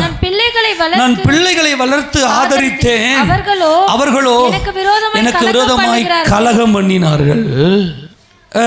மாடு தன் எஜமானையும் கழுதை தன் ஆண்டவரின் முன்னணையும் அறியும். இஸ்ரவேலோ அறிவில்லாமலும் என் ஜனம் உணர்வில்லாமலும் இருக்கிறது. என்னப்பா உணர்வு இல்லை? யான் நினைவு அவங்க நினைவு இல்லை. என் நினைவெல்லாம் நீதான். அதெல்லாம் கவனிக்கிறீங்களா? தேவன் சர்வத்தையும் சிருஷ்டித்தார். தேவனே சர்வத்தையும் சிருஷ்டித்தார். அவர் சிருஷ்டித்ததை நான் என்ன செய்ய அனுபவித்துக் கொண்டிருக்கிறேன். எப்படி நடக்கும் இது? எப்படி இந்த அதிகாரம் வந்துச்சு? தண்ணீர், நீங்க புரிஞ்சுக்கிற மாதிரி வெங்காயம், தக்காளி, வெண்டைக்காய், வெள்ளைப்பூண்டு, இதெல்லாம் யார் படைச்சது? தேவன் படைத்தார். அதையெல்லாம் ஆளுகை செய்யும்படி நான் போய் கை வைக்கிறேன். எப்படி முடியும் இது? எப்படி முடியும்? இது எப்படி சாத்தியமாகும்? அப்போ என்ன செய்யணும்? யான் நினைவில் இவர்களுக்காய் என்னையே தம்மை தாமே ஒப்பு கொடுத்திருக்கிற என் நினைவு முழுக்க இவர்கள் தான். அவரால் துக்கம் தாங்க முடியல. எல்லாரும் என்னை விட்டு போய்விட்டார்கள். என் நேசத்துக்குரியவள் தூங்கிவிட்டாள். அவள் என்னை விட்டு போய்விட்டாள். என் அங்கலாய்ப்பு உன் நினைவு மாத்திரம். உன் நினைவு தான் எனக்கு வேணும். நான் உன்னை மறக்கலை, நீ என்னை மறக்காத. இப்பவும் வந்துரு, என் நினைப்பில் திரும்பி வந்துரு. ஒரு புருஷன் தன் மனைவிக்கு, ஒரு மனைவி தன் புருஷனுக்கு துரோகம் பண்ணிட்டு போயிட்டாள்னா அவளை மறுபடியும் அந்த புருஷன் சேர்த்துக்குவானா? சேர்த்துக்கினா அந்த பட்டணத்தில் ஒரு மாதிரி சொல்லுவாங்க இல்லையா?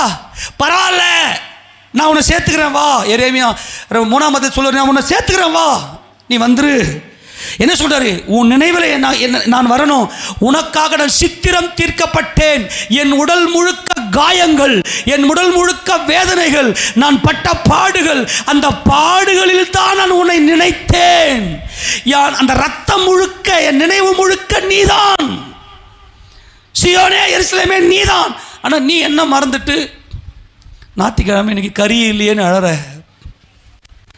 எனக்கு வீடு இல்லையேன்னு அழற, எனக்கு கார் இல்லையேன்னு அழற. ஏன் அந்த அழுகை வருதுன்னா, நீ என்ன நினைச்சனா உனக்கான எல்லாத்தையும் நான் கொடுத்துருவேனே. நீ இருக்க வேண்டியதில் அந்த சந்தோஷத்தில் அல்ல, யார் சந்தோஷத்தில். அவ்வளவுதான். இவ்வளவு நேரம் கர்த்தர் பேசுறது என்னன்னா, பிரியமானவர்களே, கர்த்தருக்குள் சந்தோஷமா இருங்கள். நான் மறுபடியும் சொல்லுகிறேன், கர்த்தருக்குள் சந்தோஷமா இருங்கள். இது மாத்திரமே தேவன் உன்னை எதிர்பார்க்கிறார். எல்லாம் மாயை, மாயை, மாயை. சூரியனுக்கு கீழே நடக்கிற எல்லா மாயை. நான் மாத்திரம் உன் நினைவில் நான் இருக்க விரும்புகிறேன். உன்னை என் உள்ளங்கைகளை வரைந்து வைத்திருக்கிறேன் என்பதை நீ என்னைக்கு பார்க்க போற? உனக்காக நான் சர்வ சிருஷ்டிக்கு முந்தின பேரு ஆனேன். உனக்காக நான் வார்த்தை ஆனேன், வார்த்தையானவர். உனக்காக நான் மனிதன் ஆனேன். உனக்காக நான் அடிக்கப்பட்டேன். உனக்காக நான் உள்ளங்கையானேன். உனக்காக நான் வளைந்தேன். என் உள்ளங்கையிலே உன்னை வரைந்து வைத்திருக்கிறேன். உன் மதில் என்ன? எருசலேம், வானத்தை அலாவிய மதில் சூழ்ந்த பட்டணம். என்ன, அவள் சாதாரணமானவள் அல்ல, அவள் விலையேற பெற்றவள். அவள் அலங்கத்தில் சமாதானம் இருக்கணும், அவள் அரண்மனைக்குள்ள சுகம் இருக்க வேண்டும், அவள் எப்போதும் சுகித்திருக்க வேண்டும், அவள் மனமகிழ்ச்சியினால் கம்பீரிக்க வேண்டும். அவள் துக்கம் அவளை தொடக்கூடாது, அவளுடைய மதில திறப்பு காணக்கூடாது. எண்ணி முடியாத நாளா நீ என்ன மறந்துட்டியே, உன் மனசுக்குள்ள என்ன நினைச்சாவே அந்த கலிகூறுதல் வரலையே, நீ யாரை நினைச்சிருக்கிற? என் நினைவுகள் உன் நினைவு இல்லையே, உன் வழி தாறுமாறாகுது, உன் வழி இல்லை யா வழி. நான் என்னைக்கு உத்தம புருஷன்தான். ஆமென். நீ எவ்வளோ தூரம் போனாலும் உன் வழி மேலே கண்ணை வைத்து இப்பயாவது திரும்பியான்னு பாதுகாத்து கொண்டே இருக்கிற பார்வை என்னுடைய பார்வை. அதுதான் ஏசாயா புத்தன் சொல்றாரு, அந்த வசந்த வாசிப்பாளன் எல்லாம், என் வழிகள் உன் வழிகள் அல்ல. 55வது அதிகாரம் 8வது வசனத்தை வாசிக்க பார்க்கலாம். என் நினைவுகள் உன் நினைவுகள் அல்ல, என் நினைவுகள் உங்கள் நினைவுகள் அல்ல, உங்கள் வழிகள் என் வழிகளும் அல்லவென்று கர்த்தர் சொல்லுகிறார். என் நினைவு உன் நினைவு கிடையாது. ஏன்னா என் நினைப்பெல்லாம் நீதான், என் நினைவெல்லாம் நீங்க தான் ஆண்டவரே. ஏம்மா எல்லோரும் அமேன் சொல்லாமா? எதுமா உங்க இப்போ நீங்கள் எதை நினச்சின்னு இருக்கிறீங்க? எது உங்கள் கூட கடைசி வரைக்கும் வரும்னு நினைக்கிறீங்க நீங்கள்? நான் எப்படி ஆகிலும் ஓடி நல்லா சம்பாதிச்சு ஒரு நல்ல ஒரு வீட்டை கட்டணும். நல்லா கவனிக்கிறீங்களா? நான் ஒரு நல்ல ஒரு வீட்டை கட்டணும். வீடு உங்கள் கடைசி வரைக்கும் கூட வருமா? பிரதர் சிஸ்டர், எப்படி ஆகிலும் நல்லா சீட்டு போட்டு நல்லா எப்படி ஆகிலும் ஒரு நல்ல ஒரு கார் வாங்கணும், இல்லை என் பிஸ்னஸ் நல்லா பெருக்கணும். ப்ளீஸ் ஒரே கேள்வி கேட்டுங்க, எது உங்கள் கூட வரும்? எது உங்கள் கூட வரும்? எந்த சந்தோஷம் கூட வரும்? ஆனால் இன்னைக்கு வரைக்கும் உனக்கு நன்மையை மாத்திரமே செய்து, இன்னைக்கு வரைக்கும் இந்த உலகத்தில் எல்லா சூழ்நிலையும் கர்த்தர் உன் கூடவே இருந்து, நீ இன்னைக்காவது மனம் திரும்பிவியா? உன் மேல நினைப்பா இருக்குன்னா உன்னை மறக்க முடியாது. காரணம் என் உள்ளங்கையில் உன்னை வரைந்து வைத்திருக்க. நான் உன்னை உருவாக்கினேன். எப்படி உருவாக்கினேன்? என்னுடைய சரீரத்தில், என்னுடைய மாம்சத்தில் சித்திரம் வரைந்தேன். ஒவ்வொரு அடியிலும் நீ உருவாக்கப்பட்டாய். என் எலும்புகள் எல்லாம் எண்ணப்படத்தக்கதாக நான் அடிக்கப்பட்டிருக்கிறேன். என் வஸ்திரத்தின் பேரில் சீட்டு போட்டார்கள். நான் உன்னை எப்படி உருவாக்கினேன்? என்னுடைய உயிரில் உன்னை உருவாக்கியிருக்கிறேன். ஆனால் உன் நினைவில் நான் இல்லையே, நான் உன்னை மறக்கலையே, நீ தான் என்னை மறந்துட்டேன்னு சொல்றியா? ஆனால் இன்னைக்காவது மனம் திரும்பு என்று கர்த்தர் சொல்லுகிறார். இன்னைக்காவது மறந்து, நான் உன்னை மறக்கலை. ப்ளீஸ் நல்லா புரிஞ்சுக்குங்க. உங்கள் வாழ்க்கையில் எங்கேயோ ஒரு இடத்துல சமாதானம் குலையுது அப்படின்னா நேராக அவர் சமூகத்துக்கு போங்க. அப்பா என்னை மன்னியும், உங்கள் அன்பு எவ்வளவு பெருசுன்னு அவர் அன்பை புதுப்பியுங்கள். அவர் மறக்கலை. நான் உன்னை உருவாக்கினேன், நான் எப்படிடா மறப்பேன்? என் உயிரில் உன்னை உருவாக்கியிருக்கிறேன், என் உயிரை கொடுத்து உன்னை உருவாக்கியிருக்கேன். கஃப் ஆனேன், உள்ளங்கை ஆனேன், உள்ளங்கையில் வரைந்து வைத்திருக்கிறேன். நான் எப்படி மறப்பேன்?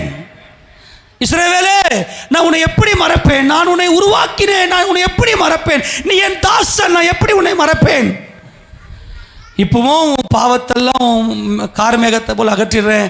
நீ திரும்பி வந்துரு எருசலேமே, இஸ்ரவேலே.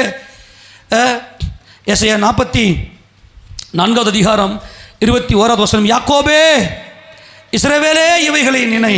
நீ என் தாசன், நான் உன்னை உருவாக்கினேன்.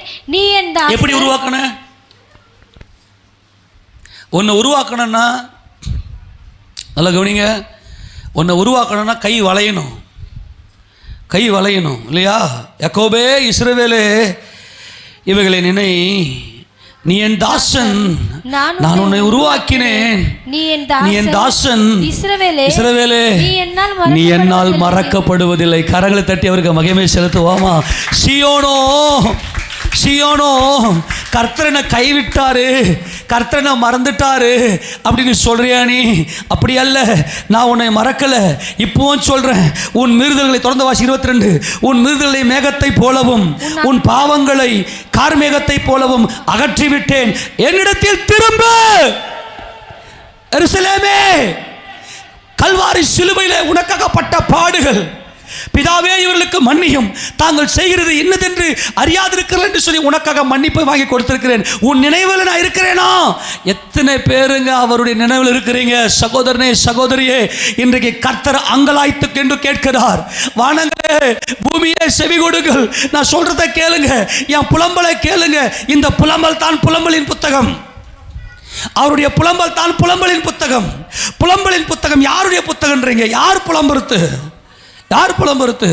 கர்த்தர் புலம்புகிறார். நான் எப்படி அவன் நான் கவனி, வேற யார் இருக்காங்க அவருக்கு? சொல்லி, வேற யார் இருக்கிறாங்க அவருக்கு? வேற யார் நினைப்பில் அவர் இருக்கிறாருன்றீங்க?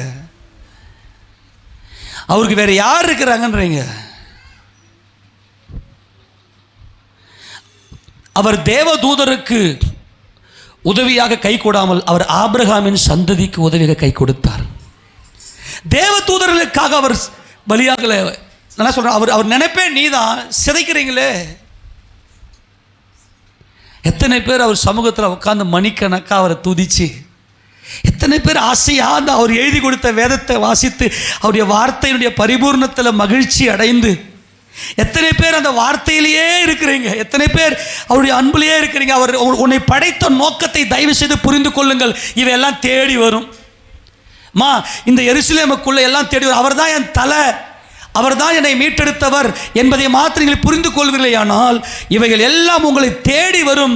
இந்த உள்ளங்கையை மாத்திரம் நீங்கள் நினைவு கூறுவீர்களேயானால் அவர் அதற்காகத்தான் உங்களை அழைத்திருக்கிறார். நீ என் உள்ளங்கையில் இருக்கிற என்பதை மாத்திரம் நீ புரிந்து கொள்.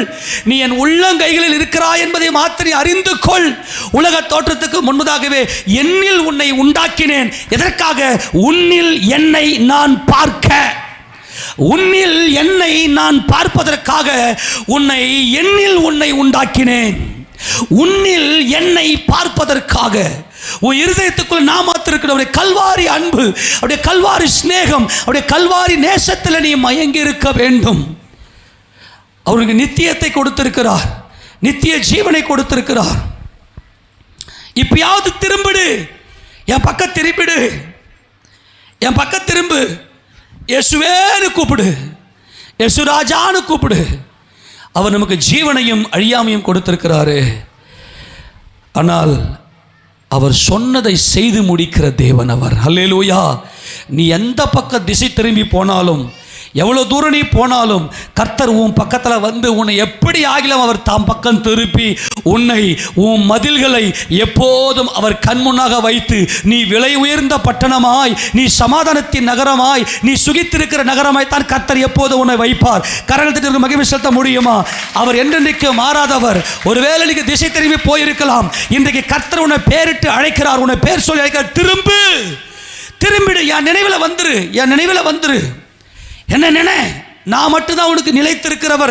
எல்லாம் மாயை, எல்லாம் அழிந்து விடும். உன் கண்ணில் பார்க்குற எல்லா மாயை எல்லாம் அழிந்து விடும். ஆனால் என்றென்றைக்கும் அழியாதவர், ஜீவனையும் அழியாமையும் அவர் நமக்கு சுவிசேஷத்தினாலே வெளியரங்கமாக்கி இருக்கிறார். அந்த அழியாதவரை உன் சிந்தனையிலே கொண்டு வந்து வைத்து விட்டால் உன் சமாதானம் ஒருபோதும் அழியாது.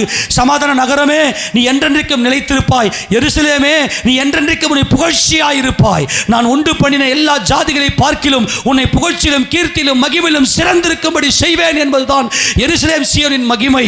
இதுல குறைவே குறையாது. உட்காருங்க, தேவ சமூகத்துக்கு போங்க, திரும்புங்க, வசனத்தை கொண்டு திரும்புங்க. நான் உள்ளங்கையில் வச்சுட்டேனே, எப்படி நான் உன்னை மறப்பேன்? இப்ப என்ன கேட்கிறாரு? நான் உங்க உள்ளங்கையில் இருக்கிறேன்பான்னு மட்டும் நீ புரிஞ்சுக்கோன்னு சொல்றாரு. என் இயேசுராஜனே, நீர் தேவாதி தேவன், நீர் சர்வ வல்லமையுள்ள தேவன். நீர் எனக்காக உள்ளங்கை ஆனீர். உம்முடைய கையை நீர் வளைந்து கொடுத்தீர். என்னை மீட்கும்படியாய் பிதாவாகிய தேவனுடைய சித்தத்துக்கு உம்மை ஒப்பு கொடுத்தீர், வளைந்து கொடுத்தீர். தேவ சித்தம் என்ன? நான் மதில் சூழ்ந்த பட்டணமாய் விலையேறப்பட்ட பட்டணமாய் தேவனுக்கு முன்னே கொண்டு போய் நிறுத்தணும். அப்போ நான் இன்னைக்கு திசை மாறி ஓடிக்கொண்டிருக்கிறேன். என் மீறுதல்கள் எல்லாம் மேகத்தை போலவும் என் பாவங்கள் எல்லாம் கார் மேகத்தை போலவும் அகற்றிவிட்டார். எத்தனை பேர் சந்தோஷமாக இருக்குது? இதுவரைக்கும் தேவனை மறந்து தேவனுக்கு விரோதமாய் நீங்கள் எத்தனையோ காரியங்கள் செய்திருக்கலாம். ஆனால் இன்றைக்கு உன் மணவாளன் உங்களை உள்ளங்கையில் வரைந்து வைத்திருக்கிறவர். அந்த பாவத்தை எல்லாம் அவர் இரத்தத்தினாலே கழுவி நம்மை மீட்டெடுத்து விட்டார். நமக்கு தேவை ஒரே ஒரு காரியம், எனக்கு இயேசு இருக்கிறார். எல்லா சூழ்நிலையும் என் மணவாளன் இருக்கிறார்.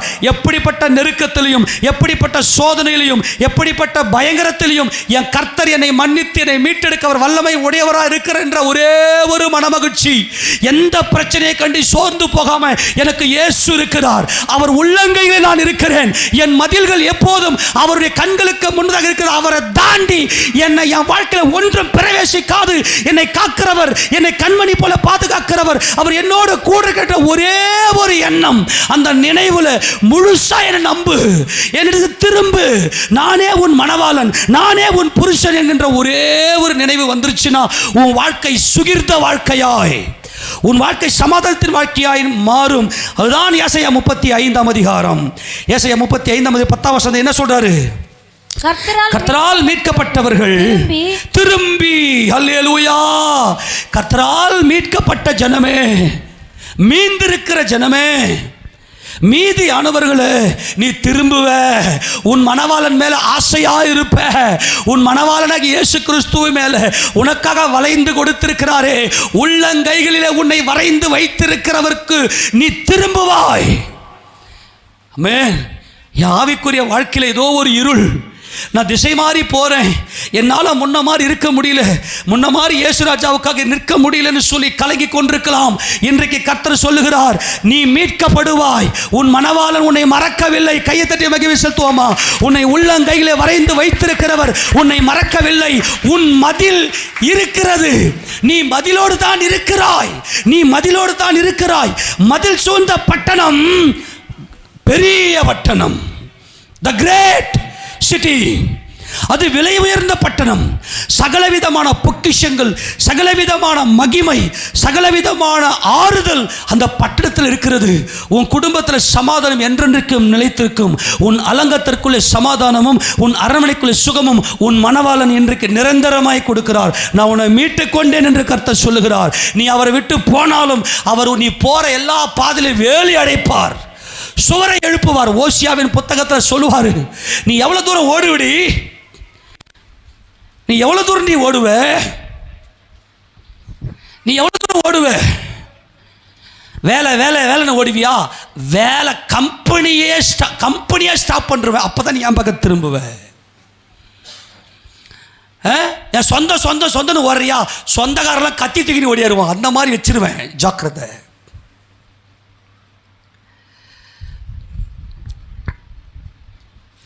செல்போனே கதியா கிடக்கிறியா, செல்போன் வெடியும், ஜாக்கிரதை. செல்போனே கதி.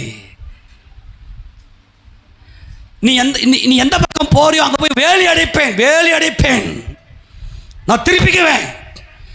நான் சும்மா உள்ளங்கையில் வரைஞ்சி வச்சிருக்கிறேன், உனக்கு புத்தி வர பண்ணுவேன். நீ என் கையில் தான் இருக்கிற, என் உள்ளங்கையில் தான், என் உள்ளங்கை. நான் சர்வ வல்லவர், உன்னை மீட்கும்படிக்கு நான் உள்ளங்கை ஆனேன், உன்னை என் உள்ளங்கைகளை வரைந்து வைத்திருக்கிறேன். இதை நீ புரிஞ்சுக்கிற வரைக்கும் நான் வேலி அடிப்பேன், நான் உன்னை மீட்டுக்குவேன். அல்லேலூயா, ஆமென். நான் உன்னை மீட்டுக்கொள்ளுவேன், நான் உன்னை மீட்டுக்குவேன். நீ திரும்புவ, உன் இருதயம் முழுக்க நான் மட்டும்தான் இருப்பேன். அல்லேலூயா. உன் இருதயம் முழுக்க இயேசு ராஜானவே உன் இதயம் பூரிக்கும். இயேசு ராஜா பேரை சொன்னாவே நீ குதூகலமாய் துள்ளி குதிப்ப. எத்தனை ஐஸ்வர்யங்கள், கோடி கோடி சொத்துக்கள், தண்ணீரும் வெள்ளங்களும் இந்த அன்பை தணிக்க முடியாது. தன் வீட்டில் உள்ள ஆஸ்தியெல்லாம் கொடுத்தாலும் இயேசு போதும். என் இயேசுராஜா எனக்குள்ள சொல்லுவ நீ, ஆமெனா. அதுக்கு தான் உன்னை நான் அழைத்திருக்கிறேன், உன்னை மீட்டுக் கொள்வேன். தண்ணீர்களும் வெள்ளங்களும் இந்த நேசத்தை தணிக்காது.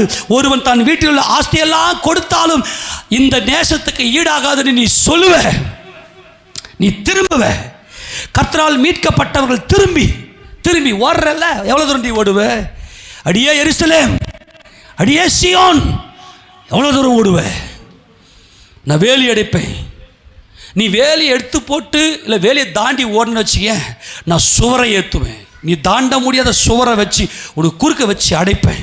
எனக்கு தேவை நீ. ஆமென். என்னை எவ்வளோ நாளையும் மறந்துருப்ப, என்னை எவ்வளோ நாள் மறந்துருப்ப,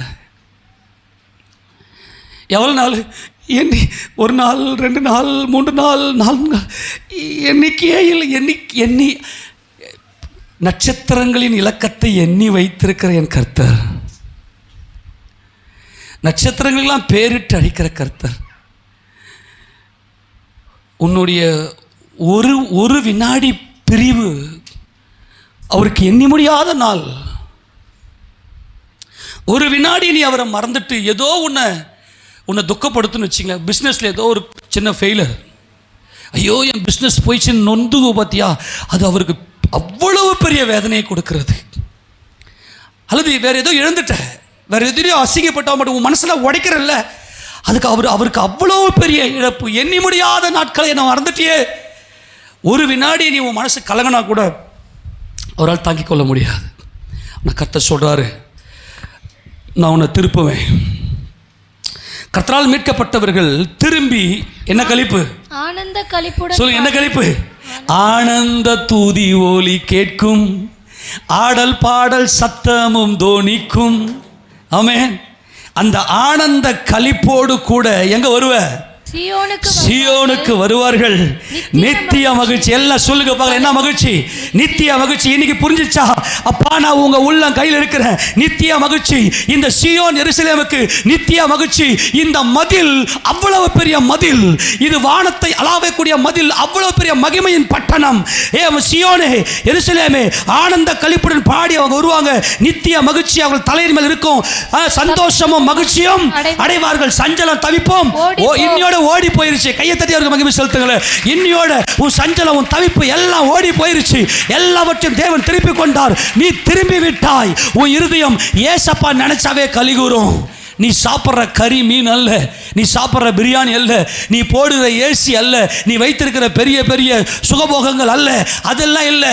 இயேசுனாவே இதயம் கலிகூரும், ஆனந்தத்தால் கம்பீரிக்கும். அதுதான் உள்ளங்கையில் வரைந்து வைத்திருக்கக்கூடிய மகிமை. அந்த உள்ளங்கை என்னை மறந்துட்டல்ல, ஆனால் நான் உன்னை விட மாட்டேன். நான் உன்னை மீட்டுக்குவேன். எப்படி மீட்டுக்குவேன்? வெள்ளியை கொடுத்து உன்னை மீட்டுக்குவேன்.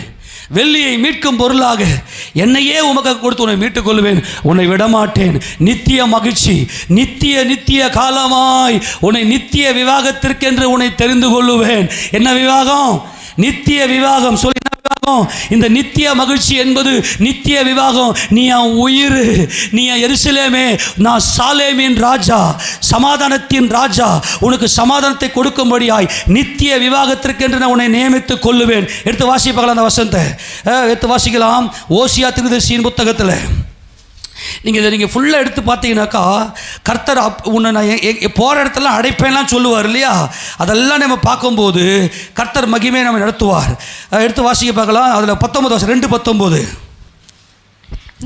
நித்திய விவாகத்திற்கென்று உன்னை எனக்கு நியமித்து சொல்லுங்க. நித்திய என்ன விவாகம்? என்ன விவாகம்? நித்திய விவாகத்துக்கென்று உன்னை எனக்கு நியமித்து கொள்ளுவேன். நீ நித்திய மனைவி, நான் உன்னை என் உள்ளங்கையில் வச்சிருக்கிறேன். அல்லேலூயா. உன்னை நித்திய விவாகத்திற்கென்று என்னை நியமித்துக் கொள்ளுவேன். நீதியும் நியாயமும் கிருபையும் உருக்க இரக்கமுமாய் உன்னை எனக்கு நியமித்துக் கொள்வேன். உண்மையாய் உன்னை எனக்கு நியமித்துக் கொள்ளுவேன். நீ கர்த்தரை அறிந்து கொள்ளுவாய். அல்லேலூயா. நான் யாருன்னு நீ தெரிஞ்சுக்குவே. என் உள்ளங்கை ரகசியம் உனக்கு புரிய வைப்பேன். என் உயிர் தான் நீ என்பதை நான் புரிய வைப்பேன். நான் சிறுமையும் எளிமையும் ஆனவன், கர்த்தரோ என் நினைவாய் இருக்கிறார் என்று நீ சிறுமையும் எளிமையும் ஆனவன் என்று சொல்லி நான் உன்னை புரிய வைப்பேன் என்று கர்த்தர் சொல்லுகிறார். அப்போ இந்த நித்திய விவாகத்துக்கு நியமித்துக் கொண்ட இந்த எருசலேம் எப்படிப்பட்ட எருசலேமாக இருக்கும்? வாசித்து முடிக்கலாம். திருப்பி கொள்ளுங்க. வெளிப்படுத்தின விசேஷம். நீ எப்படிப்பட்ட அலங்காரமாய் இருப்பாய்? எடுத்து வாசி. 21வது அதிகாரம். 21வது அதிகாரத்தில் அதில் கர்த்தர் நமக்கு சொல்லும்போது எப்படிப்பட்ட அலங்காரம் அங்கே இருக்கும். ஒன்றில் வாசி பார்க்கலாம். பின்பு நான் புதிய வானத்தையும் புதிய பூமியும் கண்டேன். முந்தின வானமும் முந்தின பூமியும் ஒழிந்து போயின, சமுத்திரமும் இல்லாமற் போயிற்று. யோவானாகிய நான் புதிய எருசலேம் ஆகிய பரிசுத்த நகரத்தை தேவனிடத்தில் நின்று. புதிய எருசலேம். என்ன எருசலேம் சொல்லுங்க பார்க்கலாம். எல்லாம் சொல்லுங்க. என்ன எருசலேம்? யோவானாகிய நான் புதிய எருசலேம். இப்போ என்ன எருசலேம் ஆயிட்டாயவ? அது என்ன புதிய எருசலேம்? ஒருவன் கிறிஸ்துவுக்குள் இருந்தால் அவன் புது சிருஷ்டியா இருக்கிறான். பழையவைகள் ஒழிந்தன, எல்லாம் புதிதாயின. மீட்கப்பட்டு விட்டோம். எல்லா பாவம், எல்லா அசிங்கம், எல்லா அசுத்தம், எல்லா அருவருப்பு எல்லாவற்றிலும் இருந்து என் கர்த்தர் திருப்பி கொண்டார், மீட்டு கொண்டார். நான் இயேசு ராஜாவுக்கு திரும்பி விட்டேன். நான் அவருடைய உள்ளங்கையில் இருக்கிறேன். உள்ளங்கை என்றால் தம்மை தாமே ஒப்பு கொடுத்தவர்.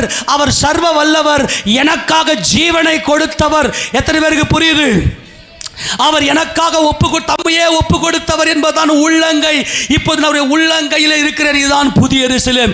இந்த உள்ளங்கையிலே நான் வரையப்பட்டு என்பதை அறிந்து கொண்டவள் தான் புதிய எருசலேம். இவளே மணவாட்டி. இவளுக்கு நித்திய மகிழ்ச்சி. உன் அலங்கத்துக்குள்ளே சமாதானமும் உன் அரண்மனைக்குள்ளே சுகமும் என்றென்றைக்கும் நிலைத்திருக்கும். உன் வீட்டில் இருக்கிற சஞ்சலம் எல்லாம் ஓடிப்போம், எல்லா தவிப்பும் ஓடிப்போம். இந்த புதிய எருசலேமாகிய பரிசுத்த நகரத்தை தேவனிடத்திலிருந்து பரலோகத்தை விட்டு இறங்கி வர கண்டேன். அது தன் புருஷனுக்காக அலங்கரிக்கப்பட்ட மணவாட்டியை போல ஆயத்தமாயிருந்தால். ஆமென் சொல்லாமா? இந்த மதில் எவ்வளவு பெருசு! இந்த மதில் எவ்வளவு பெருசுன்னு பார்க்கலாமா? எடுத்து வாசிங்க போகலாம். இதே 21ஆம் அதிகாரத்தில் 16 வாசி பார்க்கலாம். நகரத்தின் மதிலுக்கு 16 21 16 அந்த நகரம் சதுரமாய் இருந்தது. அதன் அகலமும் நீளமும் சமமாய் இருந்தது. அவன் அந்த கோலினால் நகரத்தை அளந்தான். அது 12,000 ஸ்தாதி அளவாய் இருந்தது. அதன் நீளமும் அகலமும் உயரமும் சமமாய் இருந்தது. அல்லேலூயா! எவ்வளவு ஸ்தாதி இருந்துச்சு? அது எவ்வளவு பெரிய நகரம்! The great city. ஆமெனா? பெரிய நகரம். வானத்தை அளாவும் மதில்களை உடைய பெரிய நகரம். அவ்வளவு பெரிய மகிமையினால் நீங்கள் நிரப்பப்பட போகிறீர்கள். ஆமெனா? அவ்வளவு பெரிய மகிமை. இந்த 12,000 ஸ்தாதி அளவு 12 வாசல் அங்கே இருக்கிறது. அப்போ 12,000 × 12 எவ்வளோ? அது கணக்கு பண்ணி சொல்லுங்க பார்க்கலாம். 12,000 × 12 எவ்வளோ? 1,44,000. ஆமெனா? 12,000 × 12 வாசல் இருக்கா? அந்த நகரத்துக்கு 12 வாசல் இருக்கா? அப்போ 12,000 × 12 என்பது 1,44,000 என்பது தங்கள் பிதாவின் நாமத்தை தங்கள் நெற்றியிலே எழுதி வைத்திருக்கிறவர்கள். ஆமென். அடுத்தது, அவன் அதன் மதிலை அளந்தபோது அது தூதனுடைய அளவாகிய மனுஷ அளவின்படியே 144 முழமா இருந்தது. அந்த மதில் எவ்வளவு முழமா இருந்துச்சா? 144 முழமா இருந்துச்சாம். அதில் பார்த்தீங்கன்னாக்கா தொடர்ந்து வாசிக்க பார்க்கலாம். அதன் மதில் வஜ்ரக்கல்லால் கட்டப்பட்டிருந்தது. நகரம் தெளிந்த பளிங்குக்கு ஒப்பான சுத்த பொன்னாய் இருந்துச்சு. அப்பா எல்லாருமே சொல்லுங்க, உங்க வாழ்க்கை பொன்னா மாற போகுது. ஆமெனா? அந்த நகரத்தினுடைய மதில் என்ன கல்லில் கட்டிருந்துச்சா? வஜ்ரக்கல். அல்லேலூயா! வஜ்ரக்கல் யாரெல்லாம் பார்த்துருக்கிறீங்க? உங்கள் வாழ்க்கை வஜ்ரமாய் மாறப்போகிறது. ஆமேனா? இப்போ வஜ்ரக்கல் என்ன சொல்லுங்க, எவனா அதை அசைக்கவே முடியாது. ஆமேனா? அவ்வளவு உறுதியானது இந்த வஜ்ரக்கல். அதனுடைய மதில் வஜ்ரக்கல்லில் கட்டப்பட்டிருந்தது. இந்த வஜ்ரம் எப்படி இருக்கும்? வஜ்ரம் என்ன கலரில் இருக்கும்? என்னது? நல்ல த பிரைட், த ஒளிரக்கூடிய ஒயிட்டில் இருக்கும். ஒளிரக்கூடிய வெள்ளை வஜ்ரக்கல், அப்படியே மின்னக்கூடிய, அப்படி வந்து ஒரு ஃப்ளோரசன்ட் வரக்கூடிய அவ்வளவு பெரிய மகிமையில் வானத்தை அளாவக்கூடிய எல்லை இல்லாத 1,44,000 என்கின்ற இந்த மகிமையில் இந்த மதில் கட்டப்பட்டிருக்கிறது. நகரம் தெளிந்த பளிங்குக்கு ஒப்பான சுத்த பொன். எப்படி இருந்துச்சா? சொல்லுங்க. சுத்த பொன்னா இருந்துதாம். தொடர்ந்து வாசிங்களேன். நகரத்து மதில்களின் அஸ்திபாரங்கள், நகரத்து மதிலினுடைய அஸ்திபாரங்கள் சகலவித ரத்தினங்களாலும் அலங்கரிக்கப்பட்டிருந்தன. முதலாம் அஸ்திபாரம் வஜ்ரக்கல், இரண்டாம் அஸ்திபாரம் இரண்டாவது இந்திரநீலம், மூன்றாவது சந்திரகாந்தம், 4வது மரகதம், 5வது கோமேதகம், 6வது பதுபராகம், 7வது ஸ்வர்ணரத்தினம், 8வது படிகப்பச்சை, 9வது புஷ்பராகம், 10வது வைடூரியம், 11வது சுனீரம், 12வது சுகந்தி. இவைகளே 12 வாசல்களும் 12 முத்துக்களா இருந்தன. ஒவ்வொரு வாசலும் ஒவ்வொரு முத்தா இருந்தது. நகரத்தின் வீதி தெளிவுள்ள பளிங்கு போல சுத்த பொன்னா இருந்தது. உங்க வாழ்க்கையில ஒரு பொன்மயமான ஒரு மகிமையை கர்த்தர் கொடுக்கிறார். எத்தனை பேர் கர்த்தர் திரும்பிட்டீங்க? எத்தனை பேர் சொல்லுவீங்க, நான் ஏசப்பா உள்ளங்கையில வரையப்பட்டிருக்கிறேன்? ஆமேனா? என் இயேசு ராஜாவின் உள்ளங்கை, அவர் சர்வ வல்லவர். எனக்காக அவர் தம்மை தாமே ஒப்பு கொடுத்தார். அவருடைய சித்திரத்தினால் நான் வரையப்பட்டிருக்கிறேன். அவருடைய பாடுகளினாலே நான் வரையப்பட்டிருக்கிறேன். அவருடைய சிலுவையில் பட்ட அந்த பாடுகளினால் சிருஷ்டிக்கப்பட்டிருக்கிறேன். எனக்கு ஒரு சந்தோஷமும் குறையாது. ஆமேனா? எல்லாரும் முழங்கால் படியிட்டு, பரலோக பரமபிதா, எங்கள் வாழ்க்கை பொன்மயமாய் மாற்றுகிற எங்கள் மகிமையின் கர்த்தாவே,